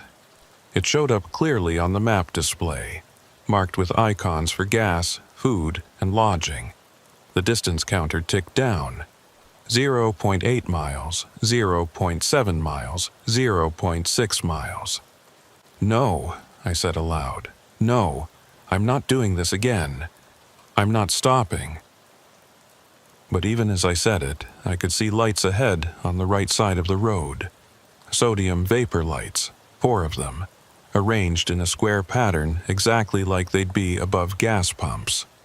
And beneath them, that same weathered canopy, that same small convenience store. Exit 46. It was back. Or I was back. Or I'd never left in the first place. I kept my foot on the accelerator, determined to drive past it. I didn't need more coffee. I didn't need gas. I didn't need anything that place might offer. I was going to pass it and keep going and forget it existed. But as I approached, my truck started to slow down. Not because I was braking, my foot was still firmly on the accelerator, but like something was resisting, holding me back. The engine RPM stayed constant, but my speed dropped from 70 to 60 to 50 to 40. "Come on," I muttered, pressing harder on the accelerator. "Come on, don't do this." The exit ramp appeared in my headlights, and my steering wheel began to turn, gently but firmly, angling the truck toward the ramp. I fought it, gripping the wheel with both hands and trying to straighten out. But it was like fighting against power steering that had a mind of its own. The wheel kept turning, smooth and inexorable, guiding the truck toward the exit. "No," I shouted, pulling hard to the left. "I'm not stopping." For a moment, I thought I'd won. The truck straightened out, the exit starting to pass by on my right. But then the wheel jerked hard, almost pulling itself out of my hands, and the truck swerved sharply onto the ramp. I slammed on the brakes, but they didn't respond. The pedal went to the floor without resistance, and the truck kept rolling, coasting down the ramp at a steady 20 miles per hour. All my controls had stopped working. Accelerator, brakes, steering, everything. The truck was driving itself. The ramp curved around that rocky outcrop, and there was the truck stop again, exactly as I'd left it. Or exactly as I'd seen it the first time. Lights on, open sign flickering, no other vehicles in the lot. My truck rolled to a stop in the same parking spot I'd used before, and then the engine shut itself off. I sat there in the sudden silence, my heart pounding, my hands still gripping the useless steering wheel. The clock on my dashboard read 2:40 a.m., but that couldn't be right. It had been 1:15 a.m. when I'd passed that other truck. I couldn't have lost more than an hour. I tried to restart the engine. The key turned, but nothing happened. No starter motor, no dashboard lights, nothing. The truck was completely dead. Through the windshield, I could see the convenience store. The lights were on, the coffee station visible through the windows, and standing behind the counter, clearly visible, was a figure. Not detailed enough to make out features, just a human-shaped silhouette, standing perfectly still, facing in my direction. I watched it for a long time, and it never moved. Just stood there, watching me watch it. Finally, I made a decision. I couldn't sit in the truck forever. My phone was dead, my CB wasn't working, and I had no way to call for help. If I wanted to get out of this situation, I was going to have to go inside and confront whatever was waiting for me. I unlocked the door and climbed down from the cab. The silence pressed against me, heavy and expectant. My boots crunched on the concrete, each step echoing slightly in ways that didn't quite make sense. As I approached the store, the figure behind the counter remained motionless. I could see it more clearly now through the glass, definitely human-shaped, wearing what looked like a uniform shirt and cap. A clerk, maybe, or something pretending to be a clerk. I reached the door and paused with my hand on the handle. Every instinct I had was screaming at me not to go in, to run, to find another way. But there was no other way. The highway was a quarter mile back up that ramp, and my truck wasn't starting. I was stuck here until I figured out what this place wanted from me. I pulled the door open and stepped inside. The bell above the door stayed silent, just like before. The interior looked identical to my previous visit. Same fully stocked shelves, same coffee station, same flickering fluorescent lights. The only difference was the figure behind the counter. Except, now that I was inside, I couldn't see it anymore. The space behind the counter was empty, just like before. But I'd seen someone there through the window. I was sure of it. "Hello," I called out. My voice sounded flat and dead in the space. "Is anyone here?" No response. I walked toward the counter, my eyes scanning the store for any sign of movement. The logbook was still there beside the register, still open to the page where I'd written my entry. But there was a new entry below mine, written in handwriting I didn't recognize. Warren Collier, Sept. 7, 2018. 2:45 a.m. You came back. I stared at the entry, my blood running cold. The date was wrong. It was still September 6th, wasn't it? I'd only left a couple of hours ago. And the handwriting, it looked old somehow. The ink slightly faded, like it had been written years ago rather than minutes. And the message itself, you came back, like it had known I would. like this had been expected, planned for. I flipped through the logbook, looking at other entries, and that's when I noticed something that made my stomach drop. Every few pages, scattered throughout the decades of entries, I found the same name appearing over and over. Warren Collier, July 12, 2015, 3:20 a.m. Warren Collier, March 8, 2012, 1:45 a.m. Warren Collier, November 23, 2008, 4:10 a.m. Warren Collier, August 7, 2003, 2:30 a.m. Going back and back, dozens of entries with my name, dates I'd never been here, times I couldn't remember. Some of the entries had brief notes. Tried to leave, came back. This is the third time. I don't remember the first visit. The coffee never gets cold. I slammed the logbook shut, my hands shaking violently now. This wasn't possible. I'd never been here before tonight. I'd never seen this place until a few hours ago. Those entries had to be fake, had to be someone's idea of a sick joke. But the handwriting varied. Different pens, different inks, different styles. Some entries looked decades old. They couldn't all be faked. Could they? I backed away from the counter, looking around the store with new fear. What was this place? Some kind of trap? Some kind of loop? Was I stuck here, doomed to return over and over, writing entries in that logbook that I'd never remember making? The lights flickered, and in that moment of darkness, I saw something. Just for an instant. In the reflection of the store windows, I saw the parking lot outside. But it wasn't empty anymore. It was full of trucks.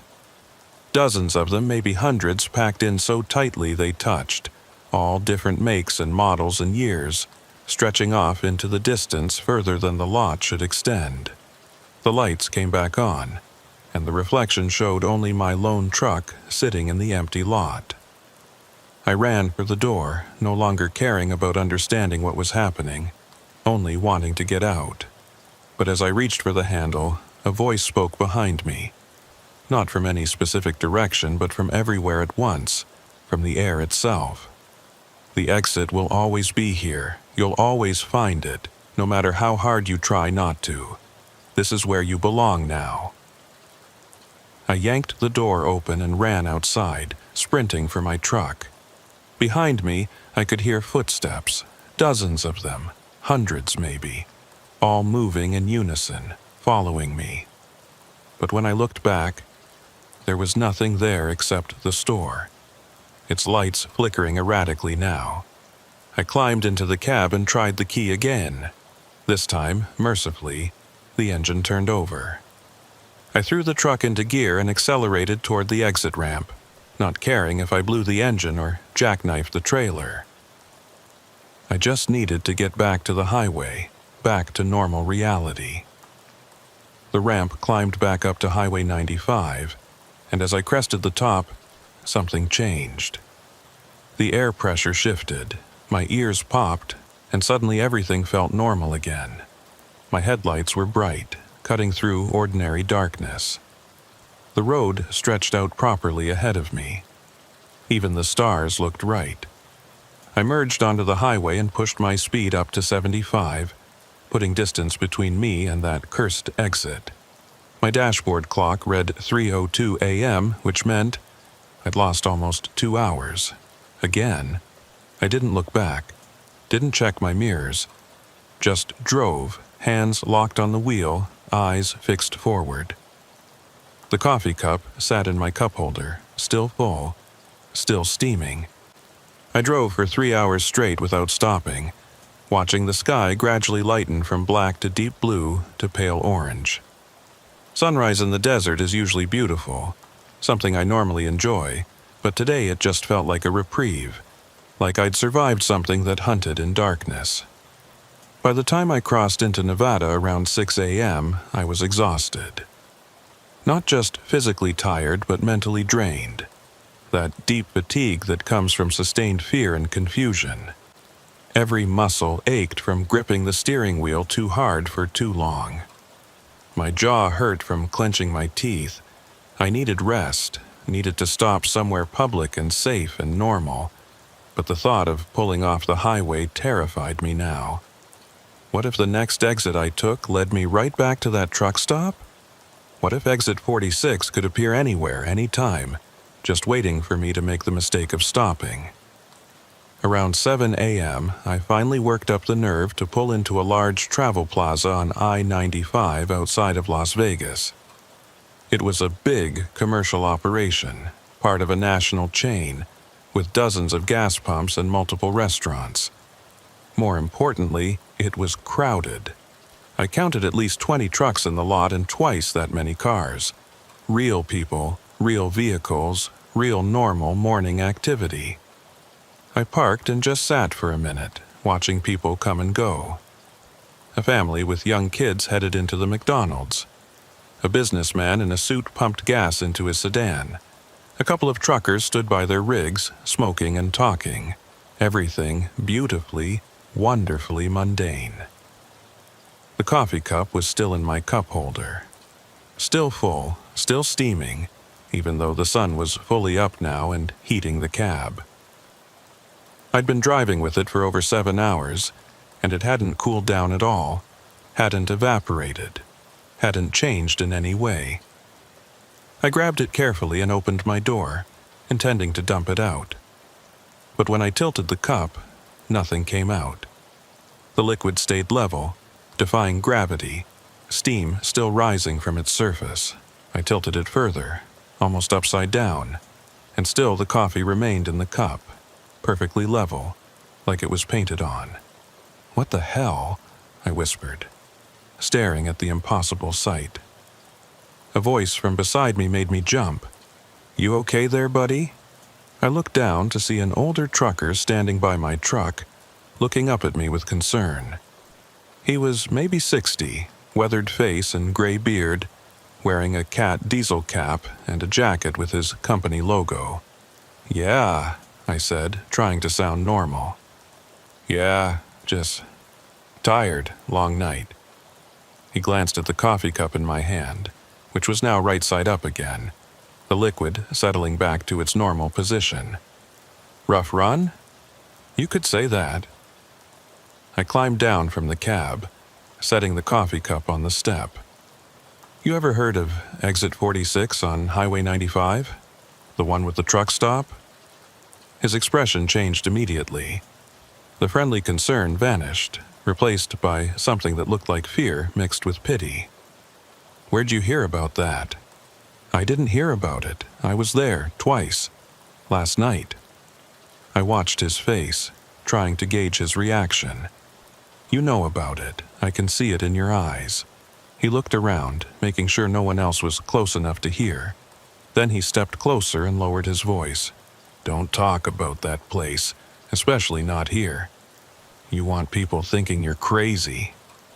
"I'm starting to think I am crazy," I admitted. "Tell me what you know, please." He was quiet for a long moment, studying my face. Then he sighed. "You got time for breakfast? This isn't a conversation to have standing in a parking lot." 20 minutes later, we were sitting in a booth at the truck stop diner, coffee and eggs in front of us. The old trucker's name was Frank Briggs, and he'd been driving for 35 years. The same 35 years that Logbook had been collecting entries. "I saw it once," Frank said, quietly, picking at his hash browns. "Back in Nor, I think it was. Late night run, same as you, same stretch of highway. Saw the sign, thought I'd grab some coffee. Pulled in, and the place was empty. Lights on, everything working, but no people. Did you go inside?" I asked. He nodded. Grabbed coffee, left some money on the counter. Didn't think much of it at the time. Figured maybe it was one of those honor system places or the clerk was in the bathroom. Got back in my truck and left. And I couldn't find it again. Drove that route dozens of times after that. Looked for that exit every single time. Never saw it. Started to think I'd dreamed the whole thing. He took a sip of his coffee, grimacing slightly. Then, about 10 years ago, I'm at a truck stop in Arizona, and I overhear two guys talking about this mysterious exit on 95. Same story. Empty truck stop, fresh coffee, nobody around. That's when I knew I hadn't imagined it. Did they say anything else about what happens if you stop there more than once? Frank's expression darkened. One of them said he'd been back, said he didn't mean to, said he tried to avoid it, but one night he just found himself taking that exit again, and when he went inside, he found a logbook with his name in it from his first visit. But there were other entries too, with his name, from dates he didn't remember. My stomach clenched. What happened to him? Don't know. Never saw him again after that conversation. But here's the thing. Frank leaned forward, his voice dropping even lower. I asked around after that, quiet-like, talking to drivers I trusted. Found 4 other guys who'd been to that exit. All of them had the same story. Empty place, fresh coffee, logbook full of entries. And all of them said the same thing. Once you've been there once, you'll go back. Might be weeks, might be years, but eventually that exit will appear again, and something will make you take it. That's insane, I said. Exits don't appear and disappear. Places don't work like that. You're right, they don't. But that place does. He pushed his plate away, appetite apparently gone. My theory, it's not really there, not physically anyway. It's something else, something that exists in the gaps, between places, between times. And once it's marked you, once you've stopped there, you're connected to it somehow. Connected how? Hell if I know. I'm a truck driver, not a physicist or a paranormal investigator. But I'll tell you what one old-timer told me back when I first started asking around. He said the truck stop is collecting something. Every driver who stops there leaves something behind, even if they don't realize it. And the more you go back, the more it takes. I thought about that logbook, about all those entries stretching back decades. Hundreds of drivers, maybe thousands, all stopping at that impossible place. All leaving, what, time, memories, something less tangible. The coffee, I said suddenly. The coffee stays fresh forever. Doesn't cool down, doesn't evaporate. I've had the same cup since last night, and it's like it was just poured. Frank's eyes widened. You took something from there? You took the coffee with you? Yeah, why? Is that bad? Jesus Christ. He ran a hand over his face, looking genuinely scared now. That's worse than just stopping there. That's taking something that belongs to that place. You've tied yourself to it even stronger now. How do I get rid of it? I asked, panic rising in my chest. I don't know. Nobody ever mentioned taking anything from there. Everyone just got coffee or gas and left. He stood up, pulling out his wallet and throwing some bills on the table. Listen, I gotta get going. I've got a schedule to keep, but you need to figure out how to break that connection, and fast. Because if what I've heard is true, the more times you go back, the harder it is to leave. Wait, I grabbed his arm. What do you mean, harder to leave? I left twice. I got back on the highway both times. Frank looked at me with something like pity in his eyes. Did you? Or did it let you leave? Think about it. That place has been operating for at least 35 years, probably longer. If it couldn't let people leave, someone would have noticed. Trucks don't just disappear without questions being asked. Families would report missing drivers. The authorities would investigate. So, what are you saying? I'm saying it lets most people leave. Lets them come back again and again, taking a little more each time. But eventually... He trailed off, not finishing the thought. Eventually what? I demanded. Eventually, you don't leave. Eventually, you become part of the collection. He pulled his arm free from my grip. "Good luck, Warren. I hope I'm wrong about all this." He walked away, leaving me sitting in that diner booth with cold eggs and a head full of nightmare scenarios. I looked out the window at my truck sitting in the parking lot, that coffee cup visible on the step where I'd left it, steam still rising in the morning sunlight. I needed to get rid of it, needed to break whatever connection it represented. But how? Just dumping it out clearly didn't work. I'd tried that, and the liquid refused to leave the cup. Throw the whole thing away? Would that be enough? Or would the cup just reappear in my truck somehow? I paid for breakfast and walked back outside. The travel plaza was even busier now, the morning rush of truckers and commuters in full swing. I made my way to my truck and picked up the coffee cup, examining it closely. It looked like a standard paper cup with a plastic lid, the kind you'd get at any truck stop or gas station. But the coffee inside moved wrong, too thick, too viscous.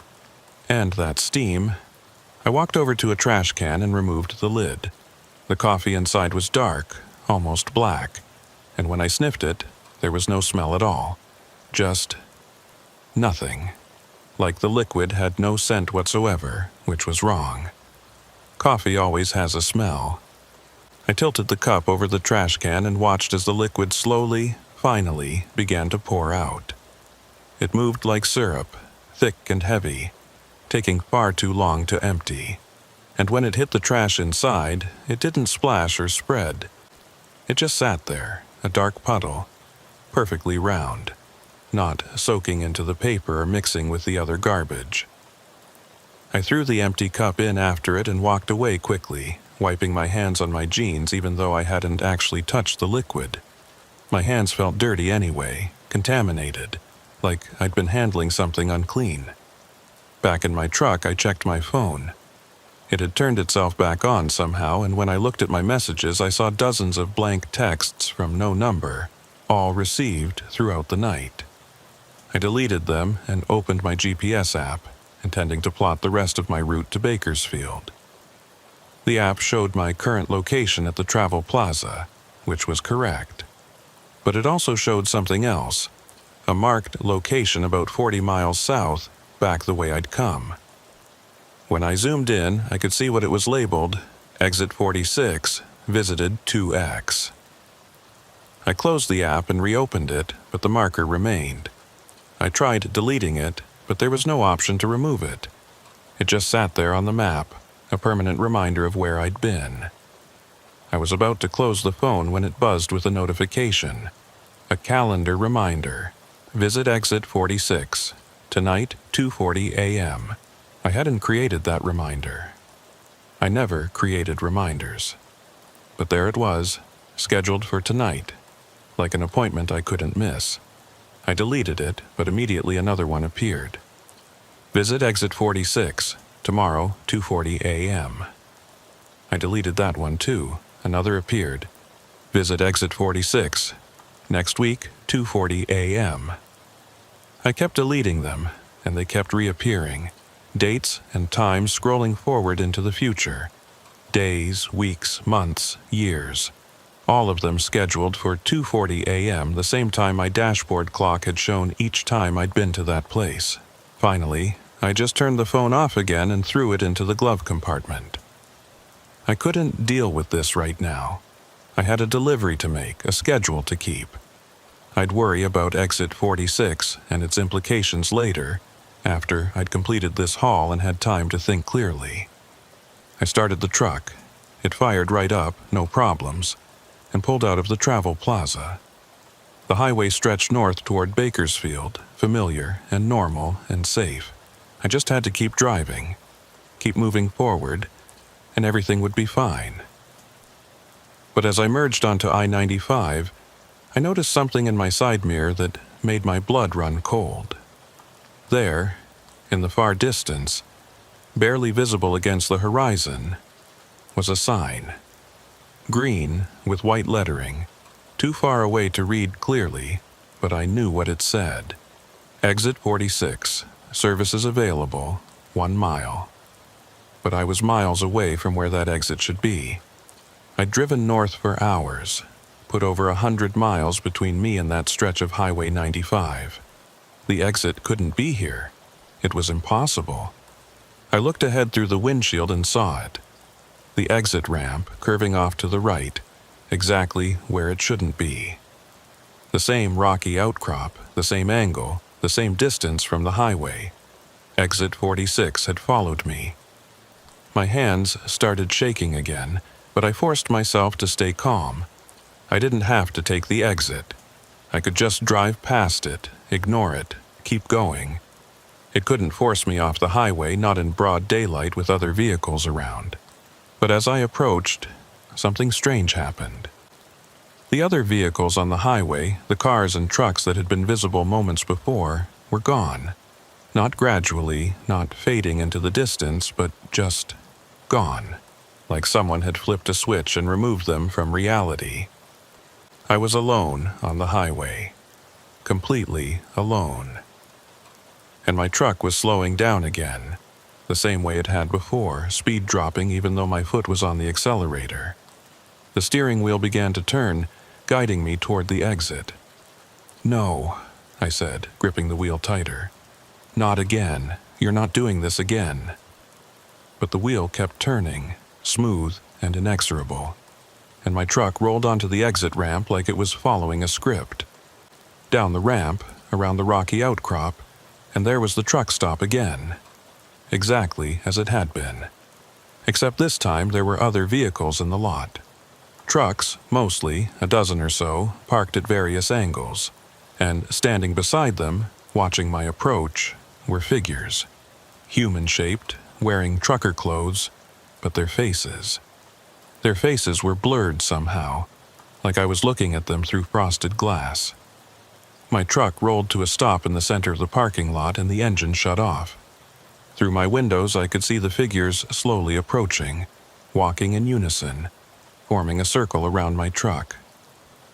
The dashboard clock read 2:40 a.m. even though the sun was shining bright overhead. And from the CB radio, even though it was turned off, even though I'd unplugged it, I heard a voice. "Welcome home, Warren. We've been waiting for you." I don't remember getting out of the truck. One moment I was sitting in the cab, watching those blurred figures surrounding me, and the next I was standing in the parking lot with my hand on the door handle of the convenience store. The sun was still shining overhead, but the light looked wrong, like it was coming through dirty glass. The shadows fell in directions that didn't match the sun's position. The figures were still there, standing in a circle around my truck, but they were clearer now. I could see their faces, and the sight made something in my chest clench. They weren't strangers. I recognized some of them from the CB radio conversations I'd had over the years, from brief encounters at truck stops, from passing waves on lonely highways. Fellow truckers, some I'd known by name, others just familiar faces. But they were wrong somehow. Their expressions were too neutral, too blank. Their eyes tracked me but didn't seem to see. They just stood there, silent and still, like mannequins arranged in a parking lot. I pushed open the door to the convenience store. The bell still didn't ring, and went inside. The logbook was on the counter, open to a page near the end. I walked over and looked at the most recent entry. Warren Collier, Sept. 7, 2018, 2:40 a.m., final visit. Below it, in the same handwriting, was a note that made my knees weak. "Thank you for your service. Your route has been reassigned. Please proceed to the back room for processing." The back room, that door marked "Employees Only" that I'd seen on my first visit. It was open now, not just cracked but fully ajar, and the darkness beyond seemed less absolute. I could see light in there, a faint orange glow, and movement. Shadows moving against shadows. I should have run. Should have tried to get back in my truck and force it to start, drive through those standing figures if necessary, romb the barrier at the exit if that's what it took. But I didn't. Something compelled me forward, toward that open door, like a fish being reeled in by an unseen line. The back room was larger than it should have been. Larger than the entire store, actually. The space extended back into impossible distances, the ceiling rising to heights I couldn't see. And along the walls, stretching away in both directions, were shelves, not stocked with merchandise but with cups, coffee cups, thousands of them, tens of thousands, maybe more, each one sitting on a shelf with a small placard beneath it. I walked to the nearest shelf and looked at the placard. Michael Henderson, 1983-1997, 14 years of service. The cup above it was full of coffee, steam rising gently. I moved to the next one. Ruth Martinez, 1991-2008, 17 years of service. Another full cup, still steaming. I walked down the aisle, reading placard after placard. Names I didn't recognize, dates that spanned decades. Every one of them had a cup of fresh, steaming coffee sitting above their name. Every one of them labeled with years of service. Near the end of one aisle, I found Frank Briggs' cup. The placard read, Frank Briggs, 1984, present. 35 years of service. He'd told me he'd only been there once, that he'd never been back. But his cup was here, full and steaming, and the placard said he was still actively serving. I kept walking, drawn deeper into that impossible room, and eventually I found what I was looking for. An empty shelf near the back, with a fresh placard already in place. Warren Collier, 2003-2018, 15 years of service. 15 years. But I'd only started driving in 2000, and I'd only been to this place twice in the last 24 hours. The math didn't work out. Unless... I pulled out my wallet and looked at my driver's license. The photo showed a younger version of me, and the issue date was 2003. 15 years ago. But I remembered getting it renewed in 2017, just last year.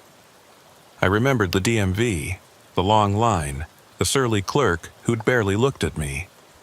But the license in my hand said 2003. And when I looked at the photo more closely, I realized it was slightly different than I remembered. The angle was wrong, the expression not quite right. Like it was a picture of someone who looked like me but wasn't quite me. I checked my phone. It had turned itself on again, and opened my photo gallery. The most recent photos were from 2003. Me standing beside my truck, younger than I remembered being. Me at a truck stop somewhere, grinning at the camera. Me sleeping in my cab during a rest break. But I didn't remember taking any of these photos. I didn't remember being that young, looking that happy, having that much hair. I scrolled back further and the photos jumped. 2003, 2012, 2015. No photos in between, just gaps of years where I apparently didn't take a single picture. And in each one, I looked exactly the same age. Not aging, not changing, just frozen at maybe 45 years old. The truth settled over me like a cold blanket. I hadn't been to this place twice in the last day. I'd been coming here for 15 years, making regular stops, leaving parts of myself behind each time. The entries in that logbook with my name stretching back to 2003, those were real. I'd made them. I just couldn't remember because that's what this place does. It takes your time, your memories, yourself, and replaces them with false ones, filling in the gaps so you never notice what's missing. Those calendar reminders on my phone, scheduling visits at 2:40 a.m., I'd been keeping those appointments. For 15 years, like clockwork, I'd been stopping at exit 46. And each time, I'd left a little more of myself behind. I walked back to the front of the store, my legs moving automatically, and found my cup already sitting on the counter next to the register. It was identical to all the others. Paper cup with plastic lid, steam rising gently, coffee that would never get cold or evaporate or obey any natural law. The blurred figures from outside were in the store now, standing in the aisles, watching me with those not quite seeing eyes. I recognized more of them now. That guy I'd shared breakfast with in Flagstaff back in 2007. The woman who'd helped me change a tire outside of Phoenix in 2010. The old man who'd warned me about a speed trap on Highway 40 in 2014. All of them were here. All of them serving their time in Exit 46's eternal collection. I picked up my cup, and the moment I touched it, I understood. This wasn't just coffee. It was me. 15 years of memories, of time, of experiences, all distilled and compressed into this cup of liquid that would never cool, never change, never end. I carried it toward the back room, toward my shelf, and as I walked, I started to forget. Forget my family, my home, the reasons I'd started driving trucks in the first place. Forget the feel of real sunshine on my skin, the taste of food that actually had flavor, the sound of music that wasn't filtered through a truck's speakers. All of it fading, being drawn into the cup, replaced by an eternal present where I was always driving, always heading toward Exit 46, always arriving at 2:40 a.m. no matter what time the sun said it was. I placed my cup on my shelf, perfectly centered, and watched as the steam rose and curled in patterns that almost looked like words, like messages, like screams trapped in vapor. Behind me, I could hear the door closing. Not slamming, just clicking softly shut, the sound of finality. I turned to look, but the door was already gone, the wall smooth and unbroken where it had been. I was in the collection now, part of the inventory. My route had been reassigned. The other figures came and stood beside me, silent and still, and I understood that this was how it would be forever. Standing in this impossible room, watching new drivers arrive, watching them take their coffee and leave, and return and leave and return until eventually they joined us here on these shelves. Time passed, or didn't pass. Hours, or days, or years. There was no way to tell anymore, no clock that mattered, no schedule to keep. Just the eternal moment of Exit 46, where the coffee is always fresh, and the lights are always on, and the logbook keeps collecting names. Sometimes I think I can remember my old life. Flashes of it anyway. A woman's face, maybe a wife. A house that might have been mine. A dog that used to run out to meet my truck when I'd come home from a haul. But the memories fade as quickly as they come, drawn back into that cup on my shelf. Steam rising forever.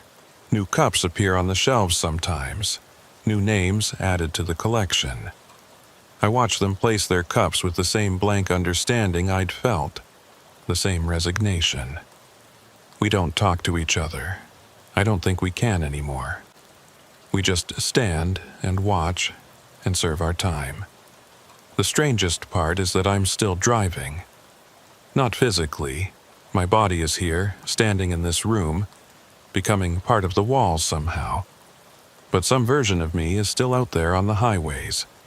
I can feel it, like having a limb you can't see. Still making runs, still hauling freight, still stopping at regular truck stops and talking to other drivers and keeping my logbook up to date. But that version will find Exit 46 again. At 2:40 a.m., no matter where he is, no matter how carefully he plans his routes. He'll see the sign and take the ramp and walk into this store and add another entry to the logbook. And each time, a little more of what's left will be drawn into the cup, concentrated into that impossible liquid that defies physics and reason. There's a map on one wall of the back room. I notice it now.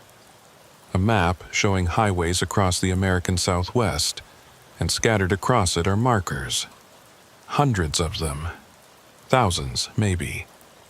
Each one labeled Exit 46 with a different highway number, a different mile marker. The exit doesn't exist in just one place.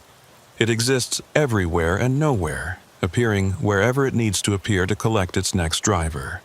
A trap laid across the entire desert, patient and permanent. I want to warn the drivers who haven't found it yet.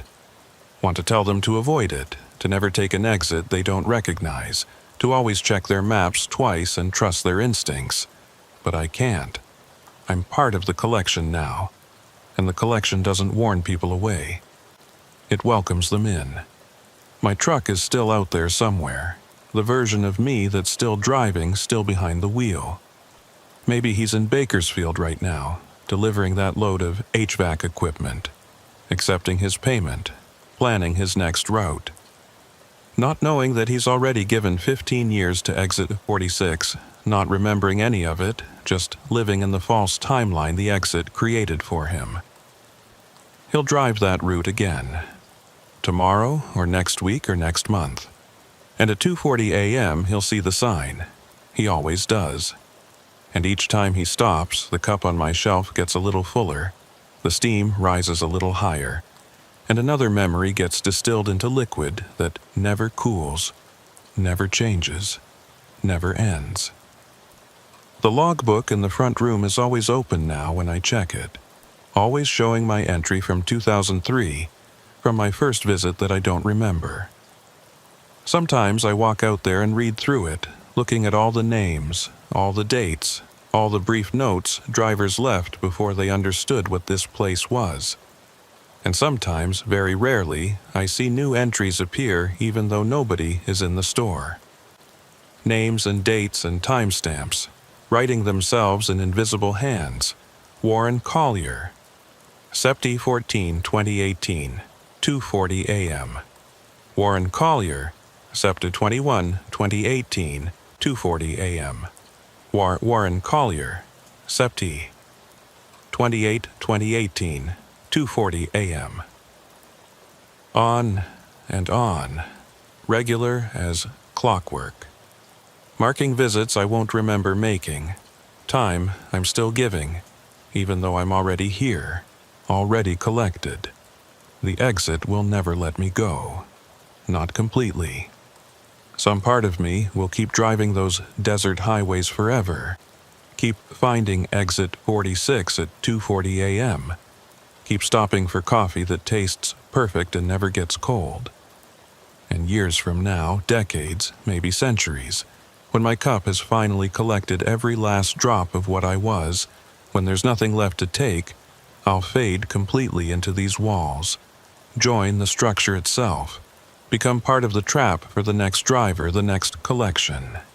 I can see them in the walls now when I look closely, faces pressed against the painted cinder blocks, mouths open in silent words, eyes that track movement but can't quite focus, drivers who came before me, who gave their time until there was nothing left to give, who became the foundation on which Exit 46 is built. I'll be one of them eventually. A face in the wall, forever watching as new drivers pull into the parking lot, as they walk through the door, as they write their names in the logbook and don't understand what they're signing away. The coffee in my cup continues to steam, rising in patterns that spell out secrets I used to know, roads I'll never drive again, places I'll never see, a life I can barely remember having. Sometimes I stand at the window and look out at the parking lot, at the trucks coming and going, at the blurred figures that used to be people. And I think about that version of me still out there driving, still hauling freight across the Southwest, still thinking he's living a normal life. He doesn't know he's already here, already collected, already serving his time in Exit 46's eternal inventory. But he'll understand eventually, the next time he stops, or the time after that, or the time after that, at 2:40 a.m., at Exit 46. where the coffee is always fresh.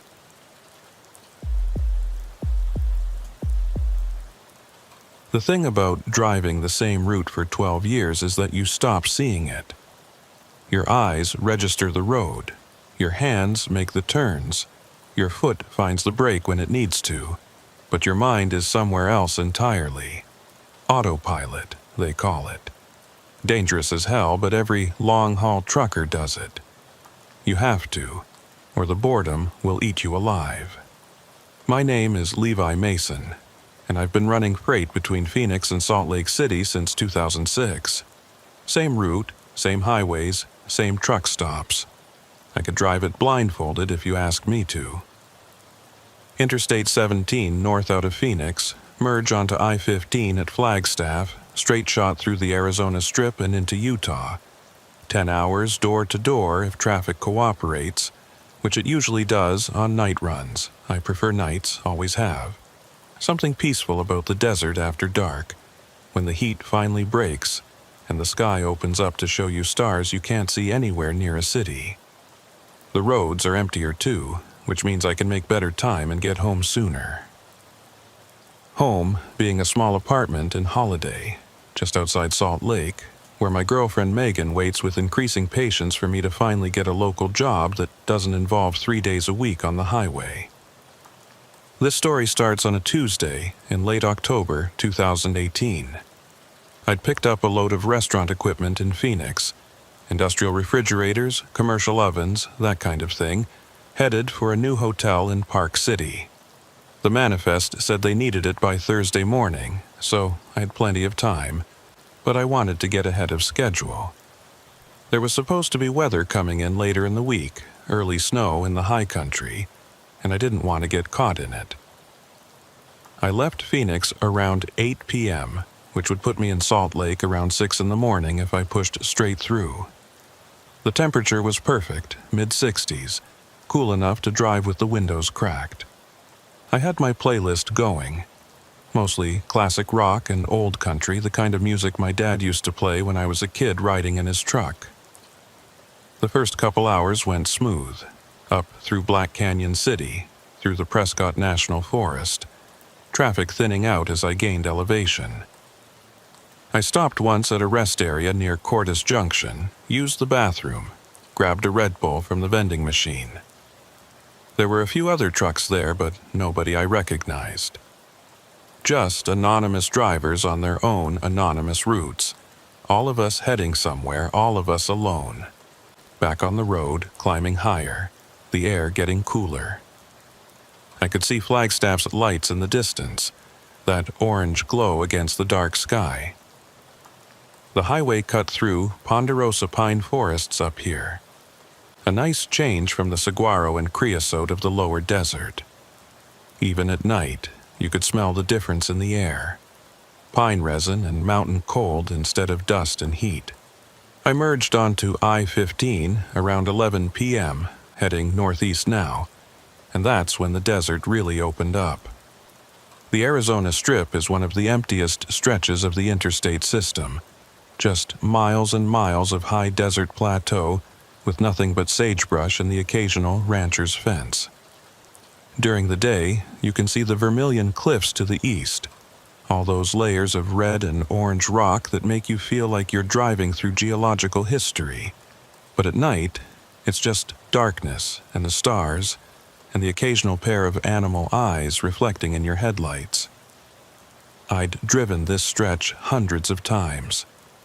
Knew every curve, every grade, every place where the wind came howling across the plateau hard enough to push your trailer sideways.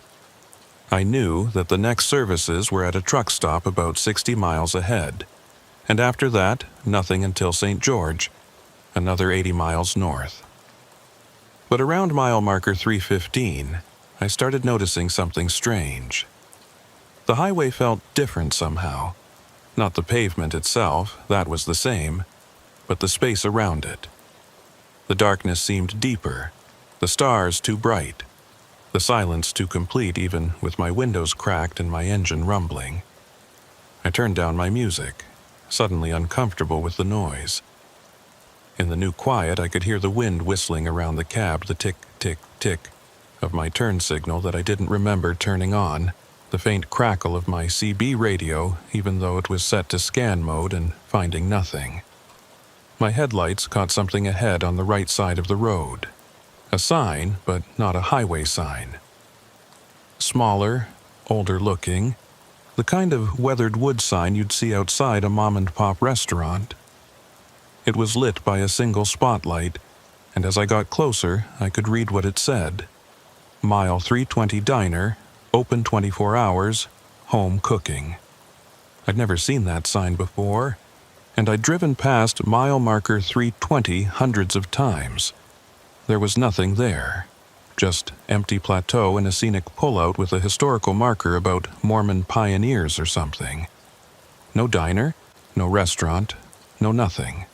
I checked my odometer. Mile marker 320 was coming up in about 2 miles. I watched for it, curious now, and sure enough, there it was on the right side of the highway. Mile marker 320, standard green sign with white lettering, exactly where it should be. And behind it, maybe 50 yards off the highway, I could see lights. Building lights, warm and yellow, with a neon sign that flickered red and blue. A diner, an actual diner, sitting out in the middle of nowhere, in a place I was absolutely certain had been empty desert every other time I'd passed through here. I should have kept driving.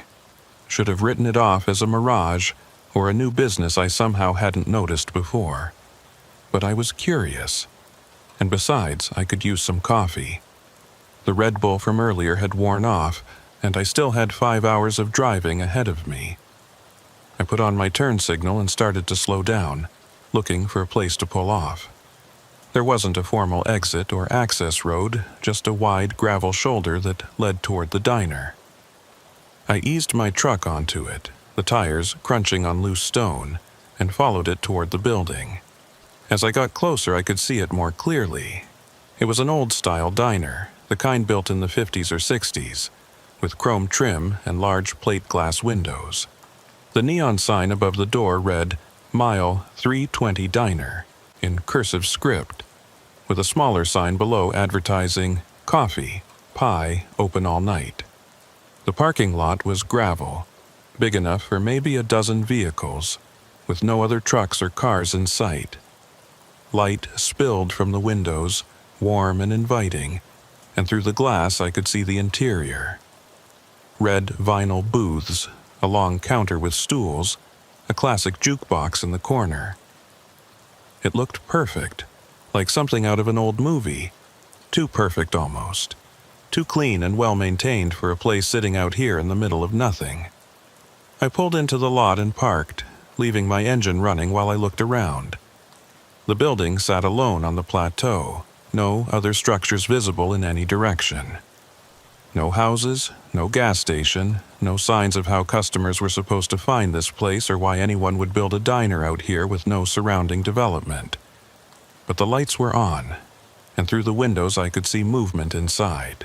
Someone was definitely in there, which meant it was operational, which meant they presumably served coffee. I shut off the engine and climbed down from the cab. The wind hit me immediately, cold and sharp, carrying that distinctive high desert smell of sage and dust. The temperature had dropped significantly since Phoenix, probably in the low 40s now, and I wished I'd grabbed my jacket. But the diner was only about 20 feet away, and I'd just be inside for a few minutes. As I walked toward the entrance, I noticed how quiet everything was. No highway noise, even though I-15 was only 50 yards away. No wind sound, despite the fact that I could feel it pushing against me. Just perfect, absolute silence, like someone had wrapped the whole area in soundproofing. The front door was glass with a chrome handle, and above it hung a small bell that I assumed would jingle when I opened it. I pulled the door open and stepped inside. The bell didn't make a sound. The interior was exactly as it had appeared from outside. Classic diner layout with red vinyl booths along the windows, a long counter running down one side with chrome-topped stools, black and white checkerboard floor tiles. The jukebox in the corner was lit up, showing songs from the 50s and 60s, Elvis, Buddy Holly, Chuck Berry. But it wasn't playing anything, just sitting there silent and glowing. What struck me immediately was the temperature. Outside it had been cold, maybe 40 degrees. In here, I'd expected warmth. The stuffy heated air of a diner kitchen. Instead, it was freezing, colder inside than out, cold enough that I could see my breath, cold enough that I started shivering immediately, and it smelled wrong. Not bad exactly, but wrong. There was no smell of coffee or cooking food, no grease or spices or any of the normal diner smells. Just this flat, neutral odor like absolutely nothing, like breathing in air that had never touched anything organic. There was no one behind the counter, no waitress, no cook visible through the serving window to the kitchen, no customers in any of the booths. The place was completely empty, except for me. "Hello," I called out, my voice sounding strange and muted in the cold air. "Anyone here?" No response. I walked toward the counter, my boots squeaking on the tile floor, each step echoing in ways that didn't quite make sense. The acoustics were wrong somehow, like the sound was bouncing off walls that weren't there. On the counter sat a coffee pot, full of dark liquid, sitting on a warmer with a little red light indicating it was on. Beside it was a stack of white ceramic mugs and a small metal stand with sugar packets and creamers, everything arranged perfectly, like someone had just set it out for the morning rush. I reached out and touched the coffee pot. It was cold, ice cold, despite sitting on an active warmer. I checked the warmer. The light was definitely on, and when I held my hand over it, I could feel heat radiating up. But the coffee pot itself was freezing to the touch. "Weird," I muttered, pulling my hand back. My fingers felt numb where they'd touched the glass. I looked around the diner more carefully now, noticing other details. The menus in their little stand on the counter were old-fashioned, plastic-covered pages with typed text that looked like it had been made on an actual typewriter. The prices were current, though, $3.50 for coffee, $8.99 for a burger, reasonable, modern numbers. But the menu design itself looked like it hadn't been updated since the 60s. The booths were all spotless, the red vinyl showing no wear or cracks, the chrome trim gleaming. The salt and pepper shakers on each table were full, the sugar dispensers full, everything arranged just so. But there was a thin layer of dust on everything, like the place had been meticulously cleaned and then left undisturbed for weeks. I walked down the aisle between the counter and the booths, heading toward the back where I could see a door marked restrooms and another marked kitchen. Both doors were closed, and neither had a window to see through. As I walked, I passed the jukebox and something made me stop and look at it more closely. The selections were all oldies like I'd seen from outside, but the song titles were wrong. Not quite right. Things like Hound Cat instead of Hound Dog, Johnny Angel instead of Johnny Angel, Great Balls of Flame instead of Great Balls of Fire. Close enough that you might not notice at first glance, but definitely wrong. I reached the restroom door and pushed it open. The bathroom was small but clean, with a single sink and toilet and a window that showed nothing but darkness outside. The fixtures looked vintage, but well-maintained. The mirror above the sink spotless. But like everything else, the room was freezing cold. And when I tried the sink, no water came out. The handles turned freely, making the normal squeaking sound, but the tap stayed dry. I left the bathroom and moved to the kitchen door. This one had a small circular window, the kind of porthole window you see in restaurant kitchen doors. I peered through it. The kitchen was dark, but I could make out shapes: the industrial stoves, the prep counter, the walk-in cooler. Everything you'd expect to see in a diner kitchen. But there was no one in there, and no lights on except for what spilled in from the dining area through the serving window. I pushed the door open and stepped inside. The temperature dropped even more, my breath coming out in thick white clouds now. The kitchen was immaculate, every surface clean and gleaming, but the cold was almost unbearable. I could feel it seeping through my clothes, into my bones. On the prep counter, I saw something that made me pause. A plate with food on it, a burger and fries, arranged neatly, completely untouched. The burger was cut in half, showing the interior, lettuce, tomato, cheese, perfectly assembled. The fries were golden brown and crispy looking, but everything was covered in frost. Thin white crystals coated the food, the plate, the counter around it, like someone had put a freshly made meal in a freezer for days. I reached out and touched one of the fries. It snapped in half like it was made of ice, shattering into frozen fragments that tinkled against the plate. My heart rate picked up. This was getting too weird. Time to leave, get back in my truck, get back on the highway, and forget this place existed. I turned to head back to the dining area, and that's when I saw it.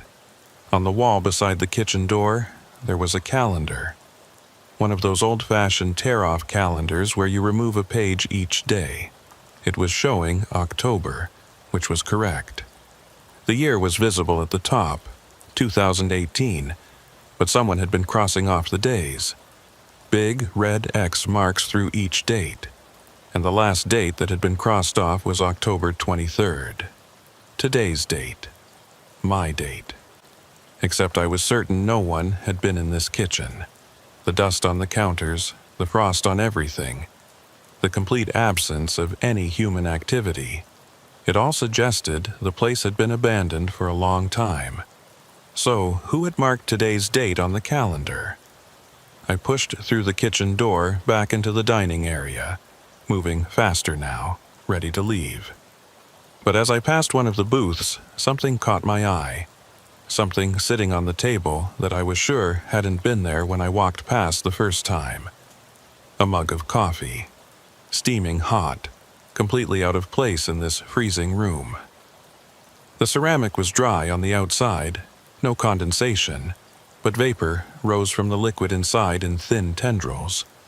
And beside the mug was a lighter, an old Zippo, chrome finish, lying on its side on the table.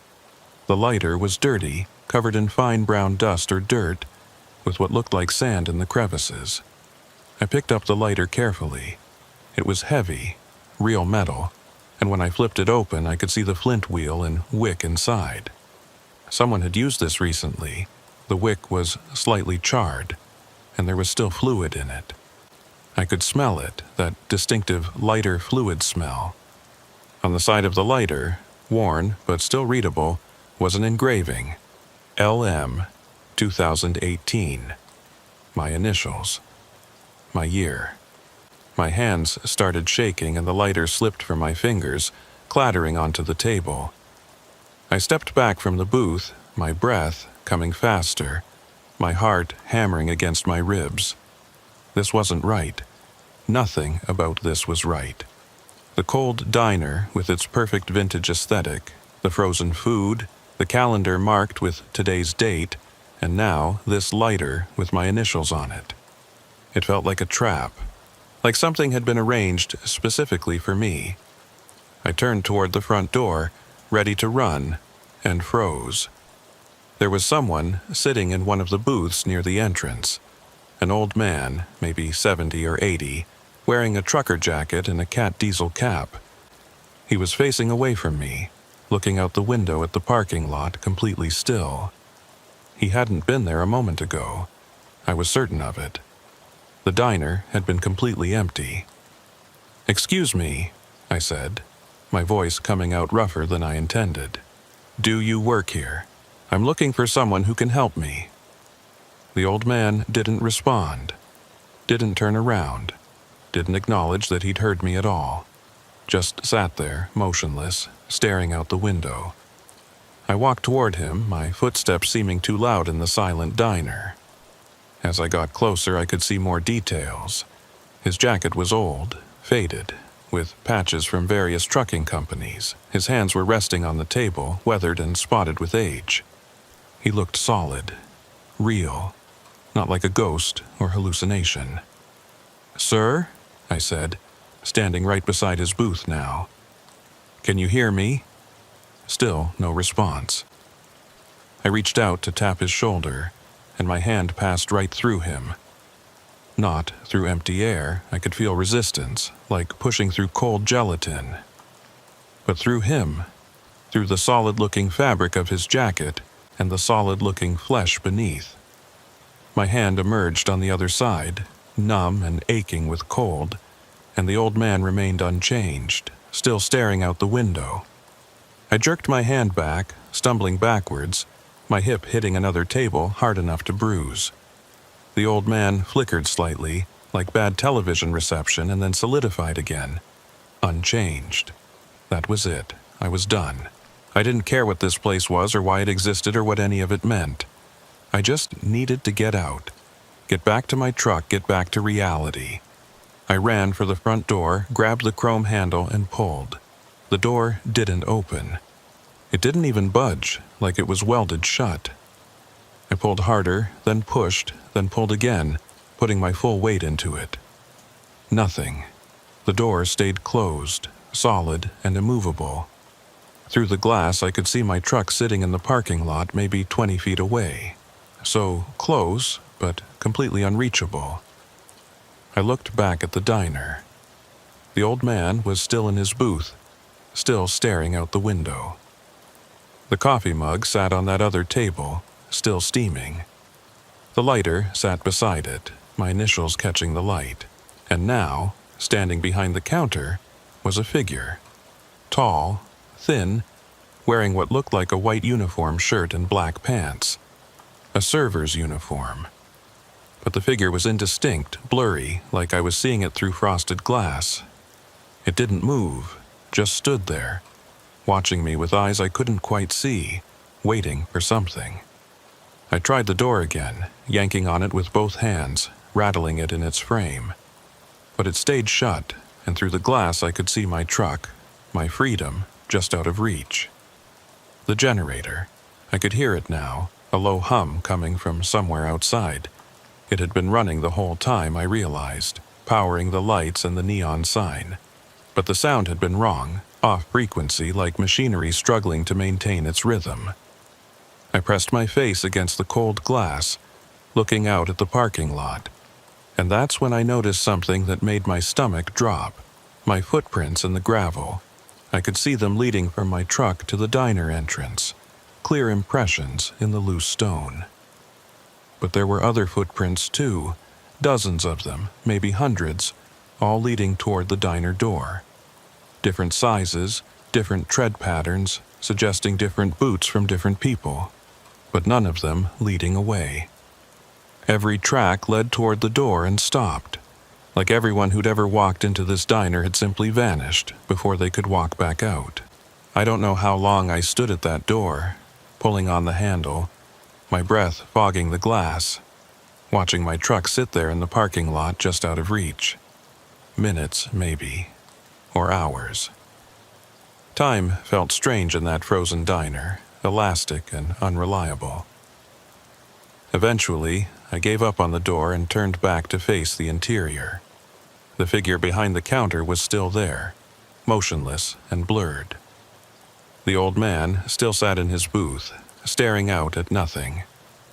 The coffee still steamed on that table, defying the freezing temperature. I needed to think.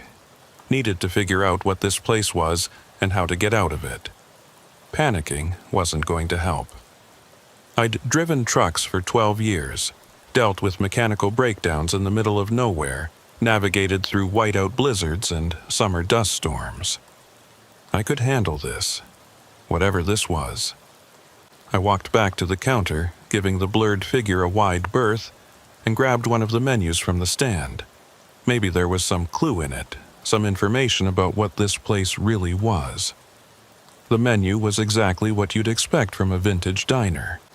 Breakfast served all day, burgers and sandwiches, blue plate specials, pie and coffee. The language was straightforward. The prices reasonable for 2018. Nothing unusual or concerning. But as I read more carefully, I started noticing small inconsistencies. The spelling was slightly off in places. Cheese instead of cheese, bread instead of bread, pie instead of pie. Like whoever had typed this menu wasn't quite fluent in English, or was working from memory rather than reference. At the bottom of the last page, in small print, was a line that I almost missed. Management assumes no responsibility for lost time or altered memory. Consumption at own risk. Lost time. Altered memory. What the hell did that mean? I set the menu down and looked around the diner again, searching for any other information, any other clues. The walls were decorated with vintage memorabilia, old license plates, black and white photographs of highways and trucks from decades past, faded advertising signs for motor oil and tire brands that didn't exist anymore. One photograph caught my attention. It showed this diner, the Mile 320 diner, looking exactly as it did now. Chrome trim gleaming, neon sign lit up, several trucks and cars parked in the gravel lot. But the vehicles in the photo were from the 50s or 60s. Rounded fenders, no seat belts, that distinctive vintage aesthetic. And standing in front of the diner, posing for the camera, was a group of people. A family, maybe. 2 adults and 3 children, all dressed in 50s-style clothing, all smiling at the camera. But their faces were wrong, blurred and indistinct, like the features had been smudged before the photo could develop properly. Behind them, visible through the diner windows, I could see more blurred figures inside. Customers, presumably, though their forms were just vague human shapes, nothing detailed or recognizable. I moved to the next photograph. This one showed a truck driver standing beside his rig, which looked to be from the 70s based on the cab design. The driver's face was clearer in this photo. I could make out a beard, sunglasses, a confident smile. He was holding something up to the camera, and when I looked closely I could see it was a lighter. A chrome Zippo, just like the one sitting on that table. The next photo showed a different truck, a different driver, this one from maybe the 80s. Same pose, same confident smile, same lighter held up to the camera. And the next photo after that, 90s truck, another driver, another lighter. I walked along the wall, looking at all the photographs, and the pattern held. Dozens of photos, different eras, different trucks, different drivers.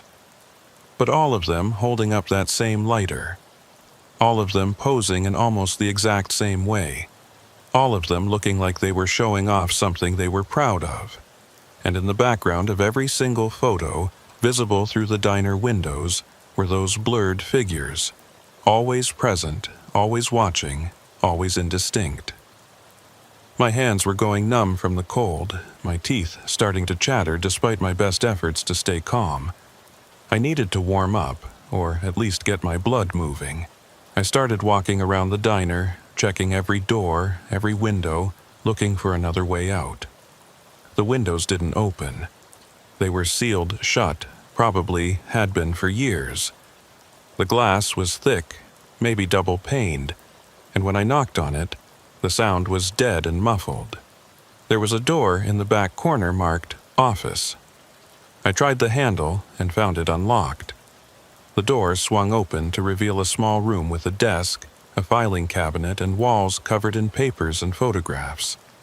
The office was even colder than the dining area, if that was possible.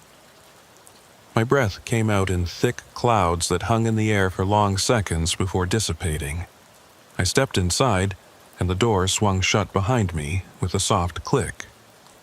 The desk was old metal, painted gray, with a blotter and a desk lamp and a cup full of pens. In the center of the blotter was a notebook, spiral-bound, lying open to a page filled with handwritten text. I picked up the notebook and began reading. The handwriting was cramped and hard to decipher, but I could make out most of it. Day 47. Still can't leave. Door won't open. Windows sealed. Tried breaking the glass, but nothing works. Food doesn't spoil, but tastes like nothing. Water from the tap is frozen. Temperature keeps dropping. I think I'm the only real person here. The others, they're something else. They watch me, but don't interact, don't speak, don't move unless I look away. Day 48. Found the photographs on the wall. Recognized one of the trucks. It belonged to a driver named Marcus, who disappeared in 2003. His family never found out what happened to him. Is he one of the blurred figures now? Is that what happens if you stay too long? Day 49. The lighter appeared on the table today. My initials on it, just like all the others in the photos. I don't remember ever owning a Zippo, but it has my initials from this year. Like it was made for me, like this place has been waiting for me. Day 50. I tried calling for help on my CB, but there's no signal. Tried my cell phone, same thing. It's like this place exists outside of normal space, outside of normal time. The calendar on the wall keeps updating itself. Every morning, a new X mark. But I don't remember sleeping, don't remember eating, just endless cold and darkness, and waiting. Day 51. I understand now. This isn't a diner, it's a collection point, a trap. It appears at mile marker 320 for certain drivers who are meant to stop here. And once you're inside, you can't leave until you're ready to join the others. Until you're ready to become one of the blurred figures, another photograph on the wall, another lighter in the collection. Day 52. I saw myself today, in one of the windows looking out. But it wasn't a reflection. It was me, standing inside the diner, looking out at me. How can I be in two places at once? Unless time doesn't work right here. Unless past and present and future are all happening simultaneously. Day 53. The coffee stays hot. Always hot, no matter how long it sits. I've been avoiding it, but I'm so cold. So unbearably cold. Maybe if I drink it, I'll warm up.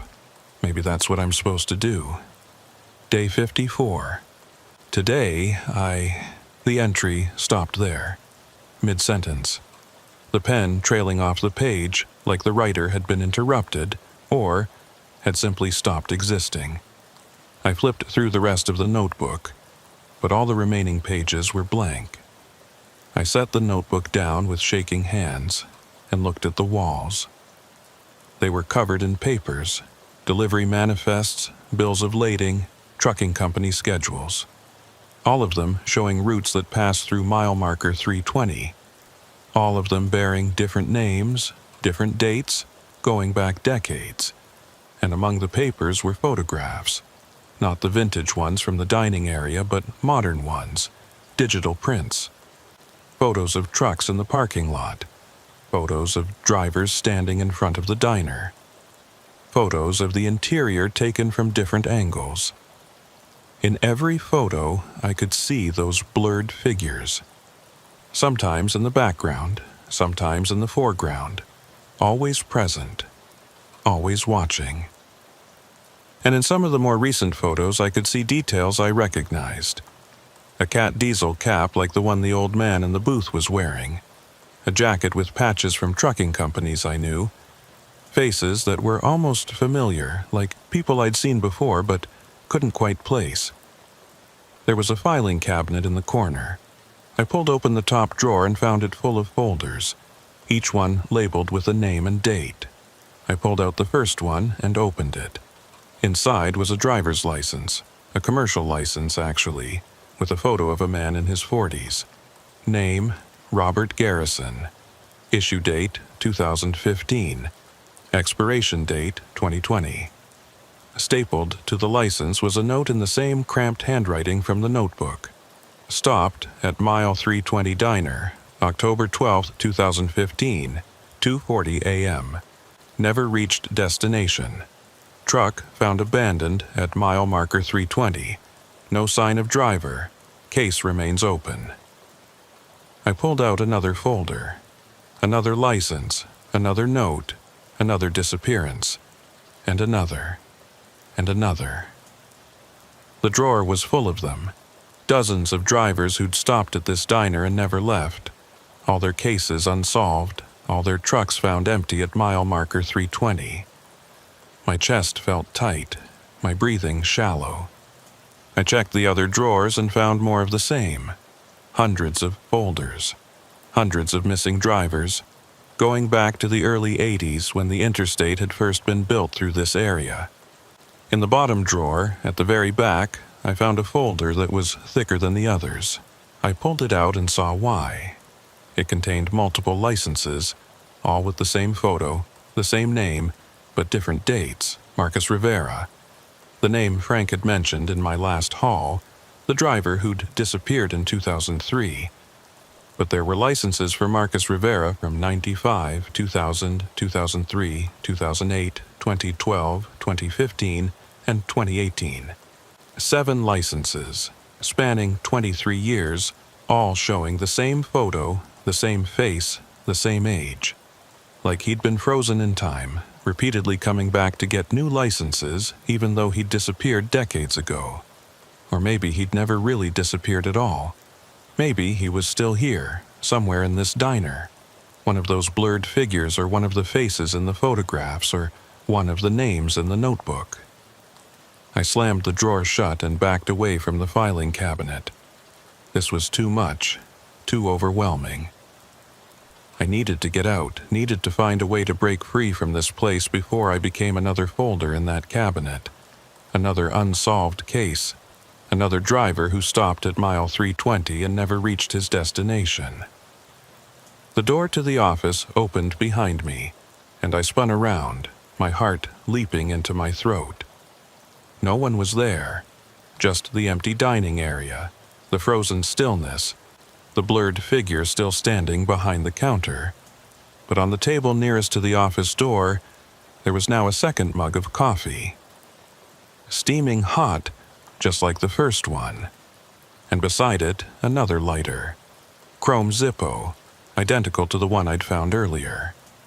I walked into the dining area on shaking legs and picked up the lighter. Same weight, same feel, same engraving on the side. LM 2018. I flipped it open and spun the wheel. A flame sprang to life, bright and warm in the freezing air. I held it for a moment, feeling the heat on my fingers, then closed it with a snap. The old man in the booth was gone. The seat was empty, no indication he'd ever been there. But now there was someone in a different booth, closer to the center of the room. A woman this time, maybe 50 years old, wearing a diner uniform. She sat facing away from me, motionless, staring at the wall. I walked toward her, the lighter clutched in my hand, and as I got closer I could see that she was holding something. A coffee mug, raised halfway to her lips, frozen in the act of taking a sip. Her face was clearer than the old man's had been. I could make out individual features, the lines around her eyes, the shape of her nose. But her expression was blank, empty, like there was nothing behind her eyes. "Who are you?" I whispered, even though I knew she wouldn't answer. "What are you?" She didn't move, didn't blink, just sat there with that mug raised, forever about to take a sip that would never come. I reached out slowly and touched her shoulder. This time, my hand didn't pass through. I felt solid fabric, solid flesh beneath. But the moment I made contact, she vanished. Just blinked out of existence like a light switching off, leaving behind only the empty booth and the coffee mug sitting on the table, still steaming. I stumbled backwards, the lighter falling from my hand and clattering on the tile floor. The sound echoed strangely, lasting too long, bouncing off surfaces that shouldn't reflect sound that way. When I looked up, the dining area was no longer empty. Every booth was occupied now, every stool at the counter. Dozens of figures, all sitting in perfect stillness, all facing different directions, all blurred and indistinct. Some wore modern clothes, others vintage outfits from decades past. Some looked solid, others translucent like smoke. And all of them, every single one, was holding a lighter. Chrome Zippos, all identical, all engraved with initials and years, all belonging to drivers who'd stopped here and never left. The blurred figure behind the counter moved for the first time. It reached out. I could see an arm extending, a hand grasping, and picked up the coffee pot. It poured coffee into a mug that I hadn't noticed before, filling it to the brim, steam rising. Then it set the pot down and pushed the mug across the counter toward me. An offering, an invitation. I looked at the mug, at the dark liquid inside, at the steam rising in delicate spirals. Part of me wanted to drink it, wanted that warmth in my frozen body, wanted to end the terrible cold that had been seeping into my bones since I'd entered this place. But I remembered the notebook, the warning about consumption. I remembered those folders full of missing drivers. I remembered the blurred figures all around me, holding their lighters, trapped in this place forever. "No," I said, my voice coming out stronger than I felt. "I'm not drinking that. I'm not staying here." The figure behind the counter didn't react, just stood there motionless again, like it had never moved at all. I walked to the front door and tried it again. Still locked, still immovable. I walked around the entire perimeter of the diner, checking every window, every door, every possible exit. All of them sealed, all of them impossible to open. I was trapped, just like all the others had been trapped. Just like Marcus Rivera and Robert Garrison and the dozens, hundreds of other drivers who'd made the mistake of stopping at mile 320. The generator outside was louder now, its irregular rhythm more pronounced. The lights flickered slightly, in sync with the engine stuttering, and in those moments of near darkness, I could see the figures more clearly, could see their faces, their expressions, the terror frozen on some of them, the resignation on others. They'd all tried to leave, all tried to resist, and they'd all failed. I sank down into one of the empty booths, my legs giving out, my energy draining away. The cold was overwhelming now, numbing my extremities, slowing my thoughts. I could feel myself starting to shut down, my body going into survival mode, conserving heat and energy. The coffee sat on the counter, still steaming, still waiting. I might have sat in that booth for minutes or hours or days. Time had stopped meaning anything. The cold had seeped so deep into my body that I'd stopped shivering, which I knew was a bad sign. Hypothermia sets in stages, and when you stop shivering, you're in the danger zone. But I couldn't bring myself to move. Couldn't bring myself to do anything except sit there and watch the steam rise from that coffee mug on the counter. The figures around me remained frozen in their various poses, and I wondered how long they'd been like that. How long before I'd join them? Just another blurred shape sitting in a booth, holding a lighter, trapped in eternal stillness. My phone was in my truck, which might as well have been on the moon for all the good it did me. I'd left it charging in the cup holder, planning to be gone from this place in 5 minutes, 10 at most. Just grab some coffee and hit the road. Such a simple, stupid decision that had led to this nightmare. I forced myself to stand up, my joints aching, my muscles stiff. If I was going to get out of here, I needed to keep moving, needed to keep my blood flowing. I walked toward the kitchen, thinking maybe there was a back door I'd missed, some service entrance that wasn't locked. As I pushed through the kitchen door, the temperature dropped even further.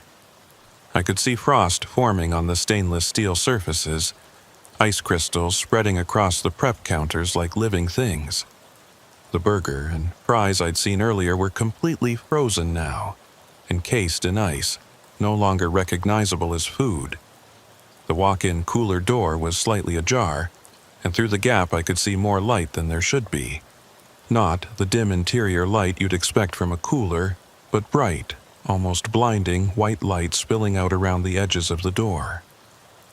I approached it carefully, every instinct screaming at me to turn around, to leave it alone. But where else was I going to go? I'd checked every other exit, every other option. This was all that was left. I grabbed the cooler's handle and pulled. The door swung open, and I had to shield my eyes from the brightness. When my vision adjusted, I saw something that made my rational mind rebel against what I was seeing. The cooler wasn't a cooler. It was a hallway. A long corridor stretching back into impossible distance, lined with doors on both sides, lit by fluorescent tubes that hummed and flickered. The walls were the same white tile as the diner, but they extended far beyond where the building's exterior walls should be. This space couldn't exist. Not inside the small diner structure I'd seen from outside. But here it was anyway, defying geometry and physics and common sense. I stepped into the hallway and the temperature changed again. Not warmer, but different. The cold was sharp now, cutting, like walking into a freezer set below zero. Each breath felt like inhaling knives. The doors along the hallway were numbered, 321, 320.2, 323, and so on. Each one had a small window set at eye level, and through them I could see rooms, small spaces, maybe 10 feet square, each one containing a single person sitting at a small table with a cup of coffee. They weren't blurred like the figures in the diner. They were clear, detailed, solid-looking.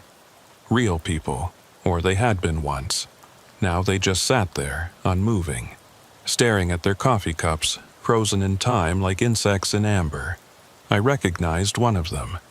Door 32047, a man in his 50s with a graying beard and a flannel shirt. I'd seen his photo in one of those folders in the office. Robert Garrison, disappeared 2015, and here he was, sitting at his table, looking exactly as he had in his license photo, not aged a day in 3 years. I moved down the hallway, looking through each window, seeing more familiar faces. The old man who'd been sitting in the booth, he was here in room 320-12. The woman in the diner uniform, room 320-9. Dozens of others, maybe hundreds, all sitting with their coffee, all trapped in these tiny rooms, all waiting for something that would never come. At the end of the hallway was a larger door, unmarked, with no window. It was slightly ajar, and through the gap I could hear something. Not voices exactly, but a sound like many voices layered over each other, speaking in unison but at different pitches, creating a chorus that was almost musical but deeply unsettling. I pushed the door open and stepped into a large circular room. The walls were lined with shelves, and on every shelf sat a lighter. Thousands of them, maybe tens of thousands, all chrome Zippos, all arranged in neat rows. Each one engraved with initials and a year. Each one representing a driver who'd stopped here and never left. In the center of the room was a table, and on the table was a map. Not a modern map, but an old paper one, the kind gas stations used to give away for free.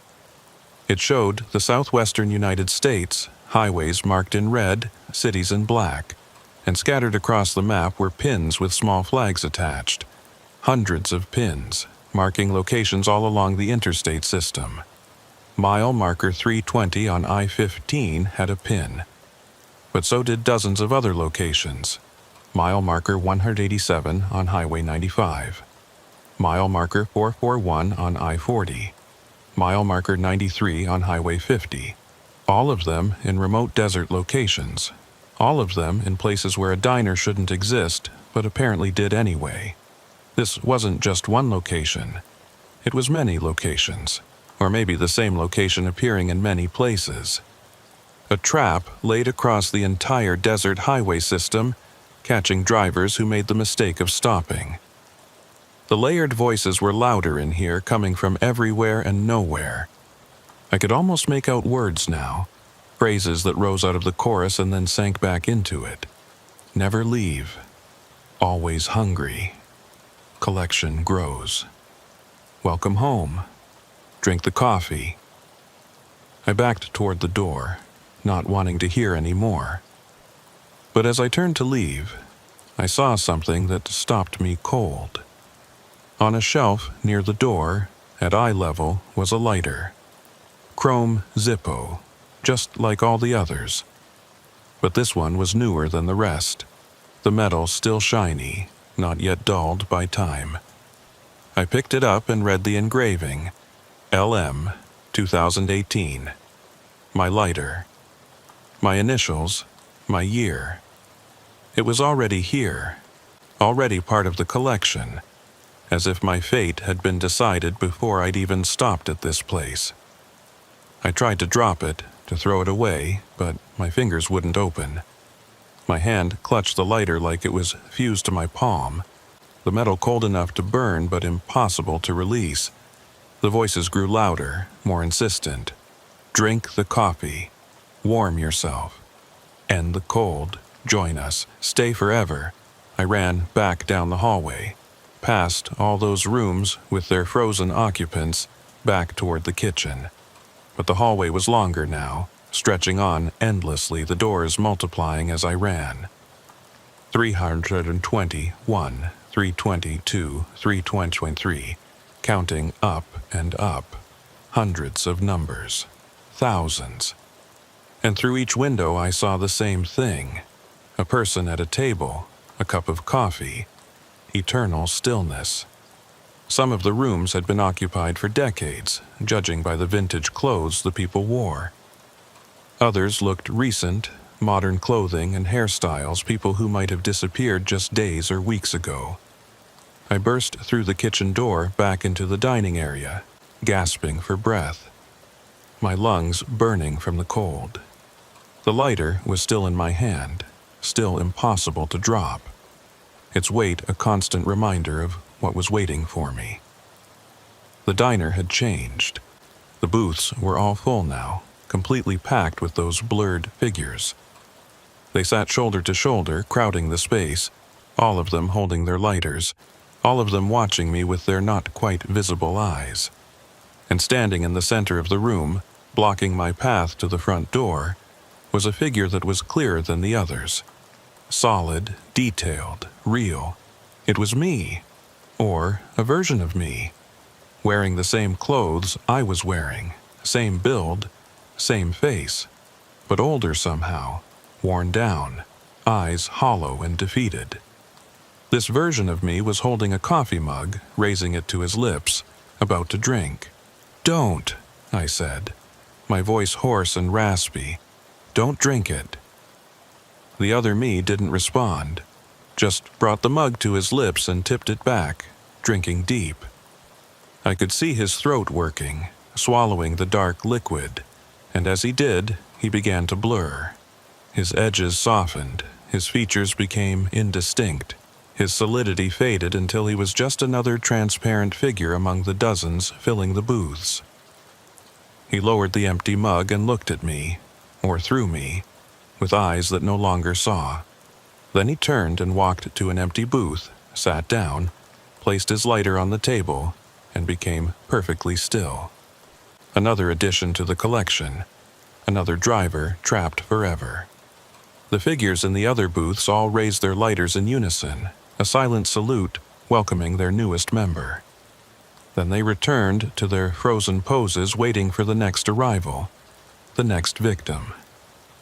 I backed away toward the kitchen, keeping my eyes on that version of me sitting in the booth. Was that my future? Was that what I would become if I stayed here long enough? If the cold and the isolation and the relentless pressure finally broke my will to resist? The coffee on the counter was still there, still steaming, I could smell it now, finally. A rich, complex aroma that cut through the cold air like a promise of warmth and comfort. Part of me wanted it desperately, wanted to end this suffering, wanted to give in and accept whatever fate this place had planned for me. But another part, a deeper, more primal part, refused. I wasn't ready to become one of the blurred figures, wasn't ready to give up and fade into this nightmare. I needed to find another way out. There had to be something I'd missed, some trick or loophole or weak point in whatever held this place together. No trap was perfect. Every system had a failure point. The generator outside stuttered again, and the lights dimmed for a moment. In that brief darkness, I saw something I hadn't noticed before. The neon sign outside, Mile 320 Diner, was flickering in a pattern, not random, but rhythmic, almost like Morse code. Long flash, short flash, short flash, long flash. I watched it through the window, counting the flashes, trying to make sense of it. The pattern repeated over and over. Long, short, short, long, pause, short, long, short, pause, long, short, long, long. It took me a minute to work it out, my cold, slowed brain struggling with the puzzle. But finally, I had it. L-O-S-T, lost. The sign was spelling out lost over and over. A warning, or maybe a description of everyone who'd come here. We were all lost. All of us who'd made the mistake of stopping. All of us trapped in this impossible place between reality and nightmare. But if the sign could spell words, that meant something was controlling it. Something or someone was trying to communicate, even if just to mock us with our situation. I walked to the jukebox in the corner. It was still lit up, still showing its list of almost right song titles, still silent despite its glowing presence. I studied it more carefully now, looking at the selection buttons, the coin slot, the internal mechanism visible through the glass front. There was something wrong with the way it was wired. The cables inside didn't connect properly. They ran into the body of the machine, but didn't seem to connect to anything. Like it was just for show, a prop that looked functional but served no actual purpose. I grabbed it with both hands and tried to pull it away from the wall. It was heavy, easily 200 pounds, but it moved slightly when I yanked hard enough. I pulled again, putting my back into it, and it scraped across the floor, revealing the wall behind. There was writing on the wall, scratched into the paint with something sharp. Dozens of messages carved one over another. Some fresh and deep, others worn and faded. No exit. Been here 30 days. Help us. Time doesn't work.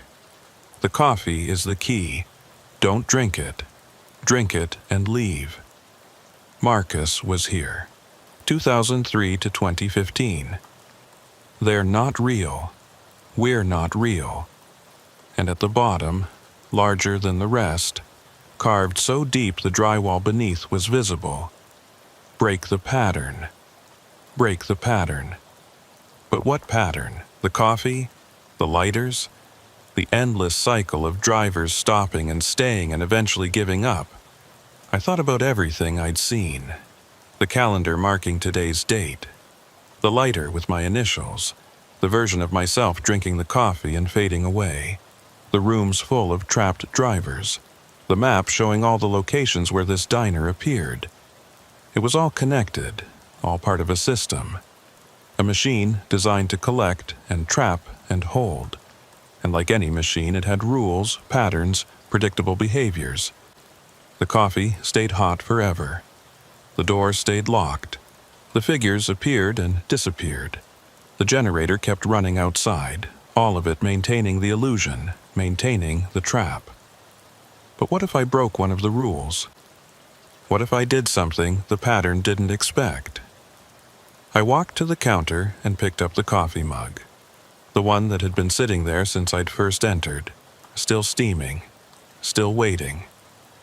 I carried it to the front door and stood there, holding it, looking out at my truck so close and yet unreachable. Then I raised the mug and poured the coffee onto the floor. The moment the first drop hit the tile, everything changed. Not dramatically, no explosion or flash of light or sudden release. Just a subtle shift, like reality hiccuping, skipping a frame. The coffee didn't splash or spread when it hit the floor. It soaked in instantly, disappearing into the tile like the floor was absorbing it, drinking it down, hungry for it. I poured out more, watching it vanish the moment it made contact, and with each drop that disappeared, I felt something change in the air around me. The temperature rose slightly, just a degree or two, but after hours of unbearable cold, it felt like standing in front of a bonfire. I poured faster, emptying the mug onto the floor, and the warmth increased, spreading through my frozen limbs, bringing feeling back to my numb fingers. The blurred figures in the booths began to fade. Not all at once, but gradually, like fog burning off in sunlight. One by one, they became more transparent, more ghost-like, until they were barely visible at all. And as they faded, I could hear sounds. Faint, distant, like voices calling from far away. Maybe they were saying something, warning me or thanking me or cursing me. I couldn't tell. The last drops fell from the mug, and when they hit the floor, I felt, rather than heard, something break. Like a glass pane shattering somewhere deep underground, the sound more vibration than noise. The diner shuddered, the walls creaking, the floor tilting slightly beneath my feet. I tried the door again. This time, when I pulled, it opened. Just like that, no resistance, swinging outward into the cold desert night like it had never been locked at all. I didn't wait to see what would happen next. I ran to my truck, fumbling for my keys, my hands still clumsy from the cold but functioning well enough to unlock the door and climb inside. The interior smelled like home. Diesel fuel and old coffee and the pine tree air freshener hanging from my mirror. Normal smells from a normal life I wasn't sure I'd ever see again. I started the engine, and it fired right up. No hesitation, no problems. I threw it in gear and accelerated, spraying gravel, getting back onto the highway shoulder, merging onto I-15 like I was fleeing a crime scene. In my mirrors, I could see the diner receding behind me, its lights still on, the neon sign still flickering. But it looked different now, faded somehow, less solid, like it was becoming transparent, phasing out of reality. As I watched, it disappeared. Not gradually, just gone. One moment it was there. The next moment there was nothing but empty desert and darkness. No building, no lights, no sign that anything had ever existed at mile marker 320 except sagebrush and sand. I drove for an hour straight without stopping, my hands locked on the wheel, my eyes straight ahead, refusing to look back. The highway stretched out normally in front of me, mile markers appearing in proper sequence.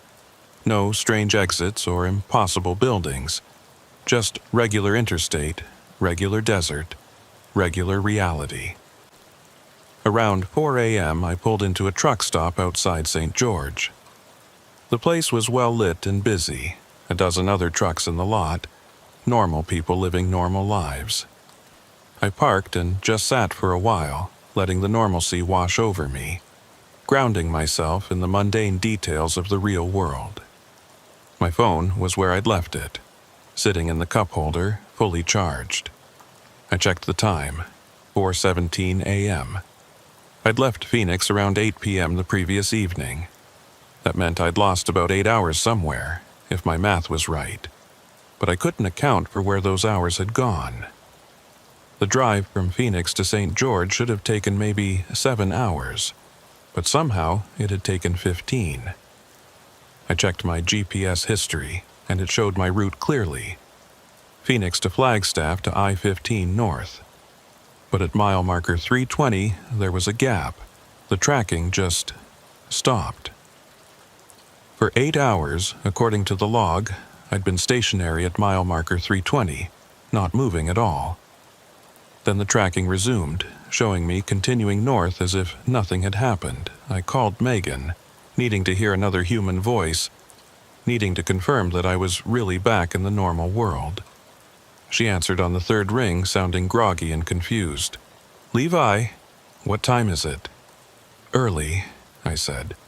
"I'm sorry, I needed to hear your voice. Are you okay? You sound weird." "I'm fine, just a long night, strange run." "Where are you?"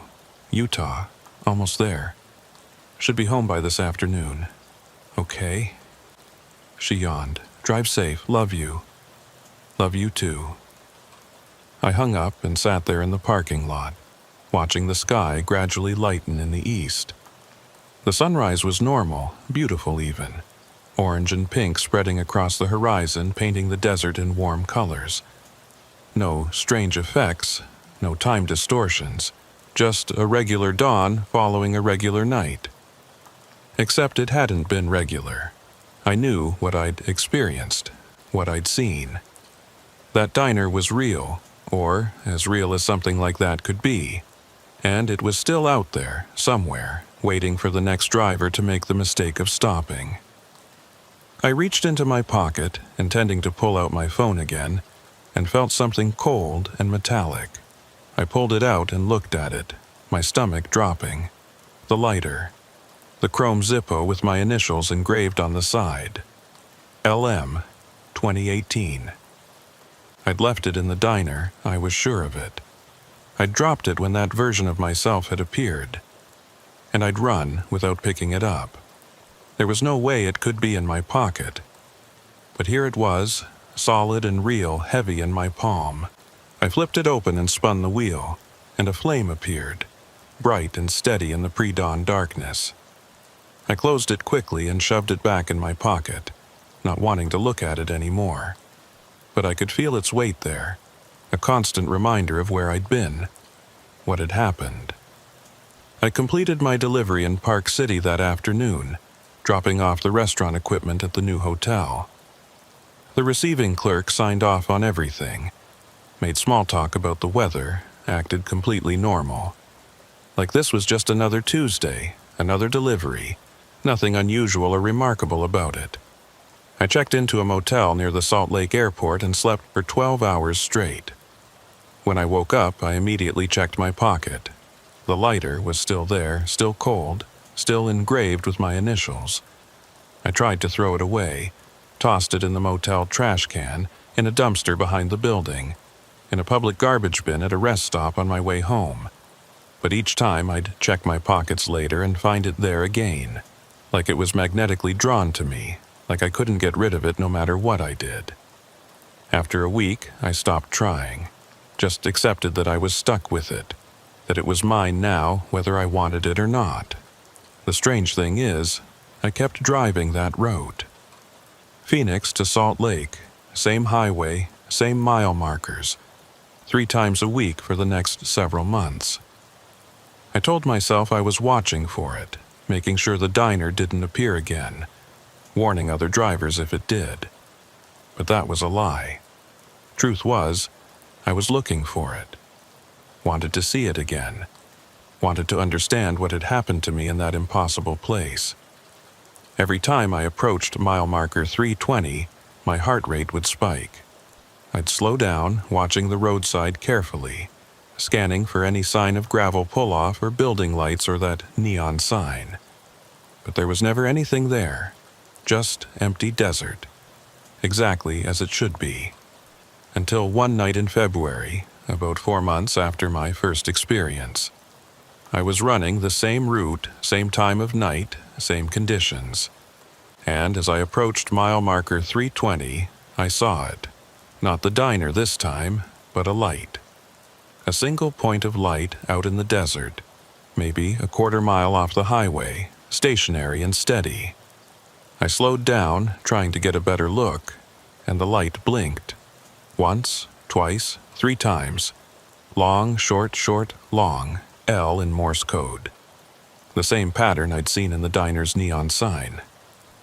I pulled over to the shoulder and sat there, engine idling, watching that distant light. It blinked again. Same pattern. Like it was calling to me, like it wanted me to come investigate. I could have driven away, should have.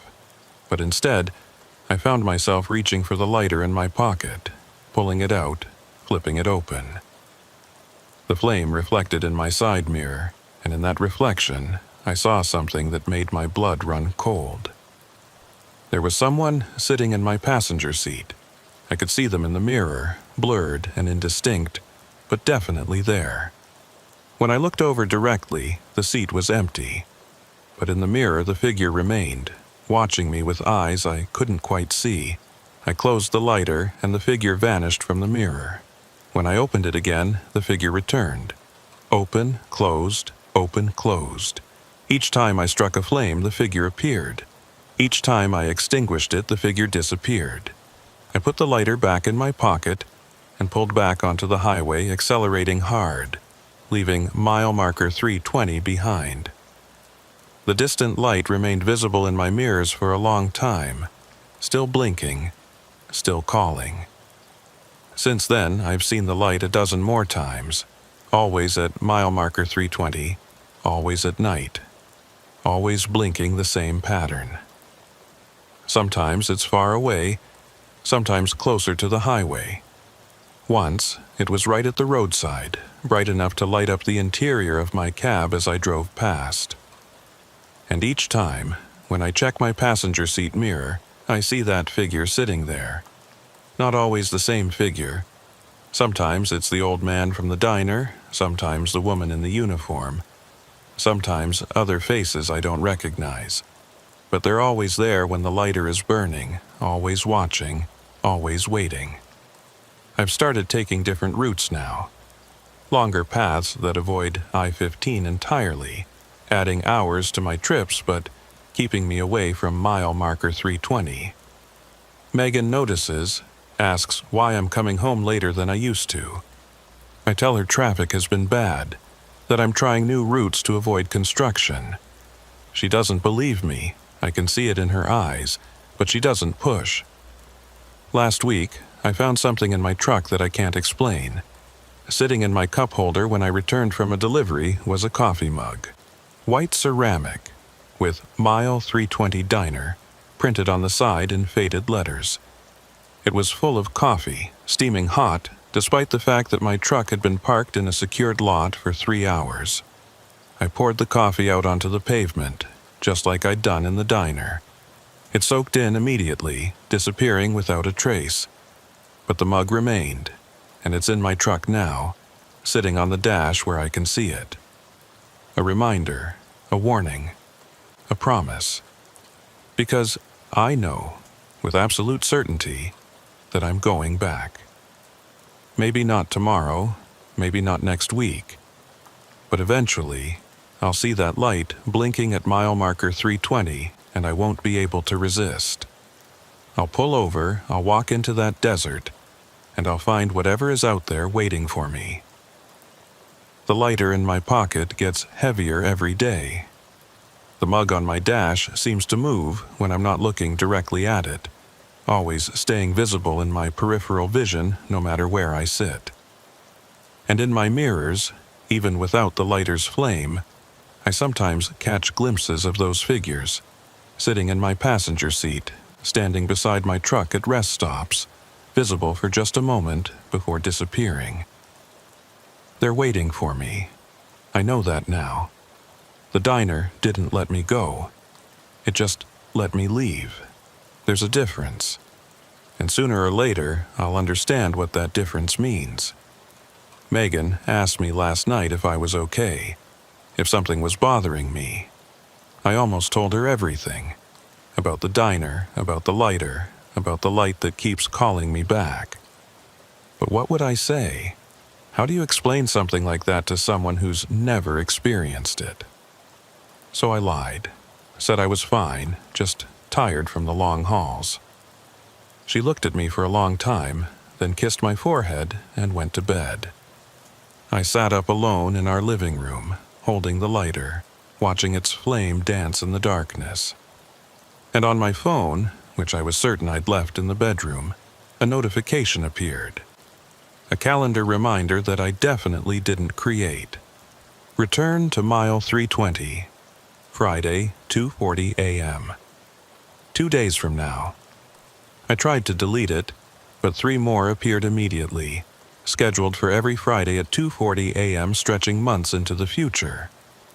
I turned off the phone, but when I turned it back on an hour later, the reminders were still there, waiting. Yesterday, I drove past mile marker 320 during the day. The sun was bright. The desert looked normal, no sign of anything unusual. But when I looked at my GPS, it showed a pin dropped at that exact location. Zoomed in, the pin was labeled, "Home, visit soon, home." That's what it called the diner. Home. And the terrible thing is, part of me agrees. Part of me remembers that cold diner with something almost like fondness, like nostalgia for a place where time stopped and decisions didn't matter and everything was frozen in eternal present. Tonight is Thursday. Tomorrow is Friday. I have a load scheduled for Saturday morning, Phoenix to Salt Lake, my regular route, which means I'll be passing mile marker 320 tomorrow night, right around 2:40 a.m. if I keep my usual pace. I could refuse the load, could call in sick, take a different route, drive during the day instead of at night. But I know it won't matter. The diner will find me. The light will appear wherever I am, blinking its message, calling me home. Megan is asleep in the next room. I can hear her breathing, steady and peaceful, unaware of any of this. Tomorrow, I'll kiss her goodbye and climb into my truck and head south, like always. And when I reach mile marker 320, I'll see that light. And this time, I think I'll stop. Not because I want to, but because the lighter in my pocket is burning now. Even though it's closed, even though there's no flame visible, I can feel it, hot against my thigh, growing warmer with each passing hour. And the mug on my dash is full again, steaming, though I poured it out this morning. The pattern is reasserting itself. Whatever I broke when I poured out that first coffee, whatever rule I violated to escape, it's being fixed now. The system is correcting itself, drawing me back in, making sure the collection is complete. In my mirrors right now, as I sit here writing this, I can see them, all of them. The old man, the woman, the version of myself that drank the coffee. Dozens of blurred figures filling my apartment somehow, standing behind my chair, surrounding me. They don't move or speak. They just watch, waiting. The lighter is hot enough now that it's burning through my pocket, scorching my skin. But when I reach for it, wanting to throw it across the room, my hand stops. Won't move. Won't let me get rid of it. The calendar on my phone chimes. A notification, return to mile 320, tonight 2:40 a.m. It's only 11 p.m. now, but when I look at my watch it shows 2:39. And outside my window, where our apartment parking lot should be, I see something else. Gravel, desert, and in the distance, lights. Warm yellow lights from a building that shouldn't exist, that can't exist, but does anyway. The mile 320 diner. It's not at mile marker 320 anymore. It's here, or I'm there. Or we were always in the same place and I just didn't realize it. Megan is still sleeping in the next room. Will still be sleeping there when I leave. Or maybe she never existed at all. Maybe this apartment, this life, was just the space between visits, the illusion I lived in while waiting to return to where I actually belong. I'm standing now, though I don't remember standing. Walking toward the door, though I don't remember deciding to walk. The lighter is in my hand, open, flame burning steady and bright. In the flame's reflection, I can see my face, but it's blurring around the edges, features becoming indistinct, like looking at myself through frosted glass. The door opens, I don't remember opening it, and the cold night air rushes in. Not apartment air, desert air. Sage and dust and endless space. The diner is closer now, just across the parking lot, or the gravel lot, or the desert floor.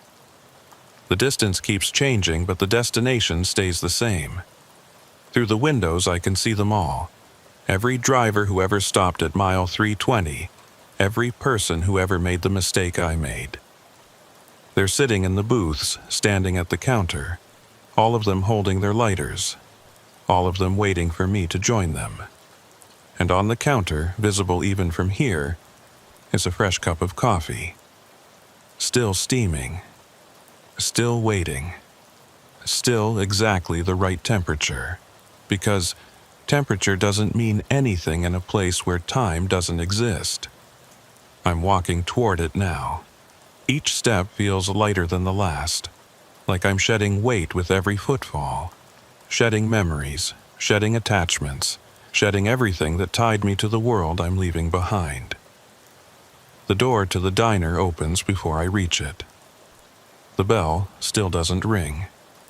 The cold interior air feels like coming home. I walk to the counter, pick up the coffee mug, and raise it to my lips.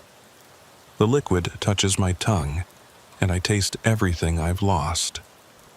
Every mile I've driven, every morning I woke up, every conversation with Megan, every decision that led me here.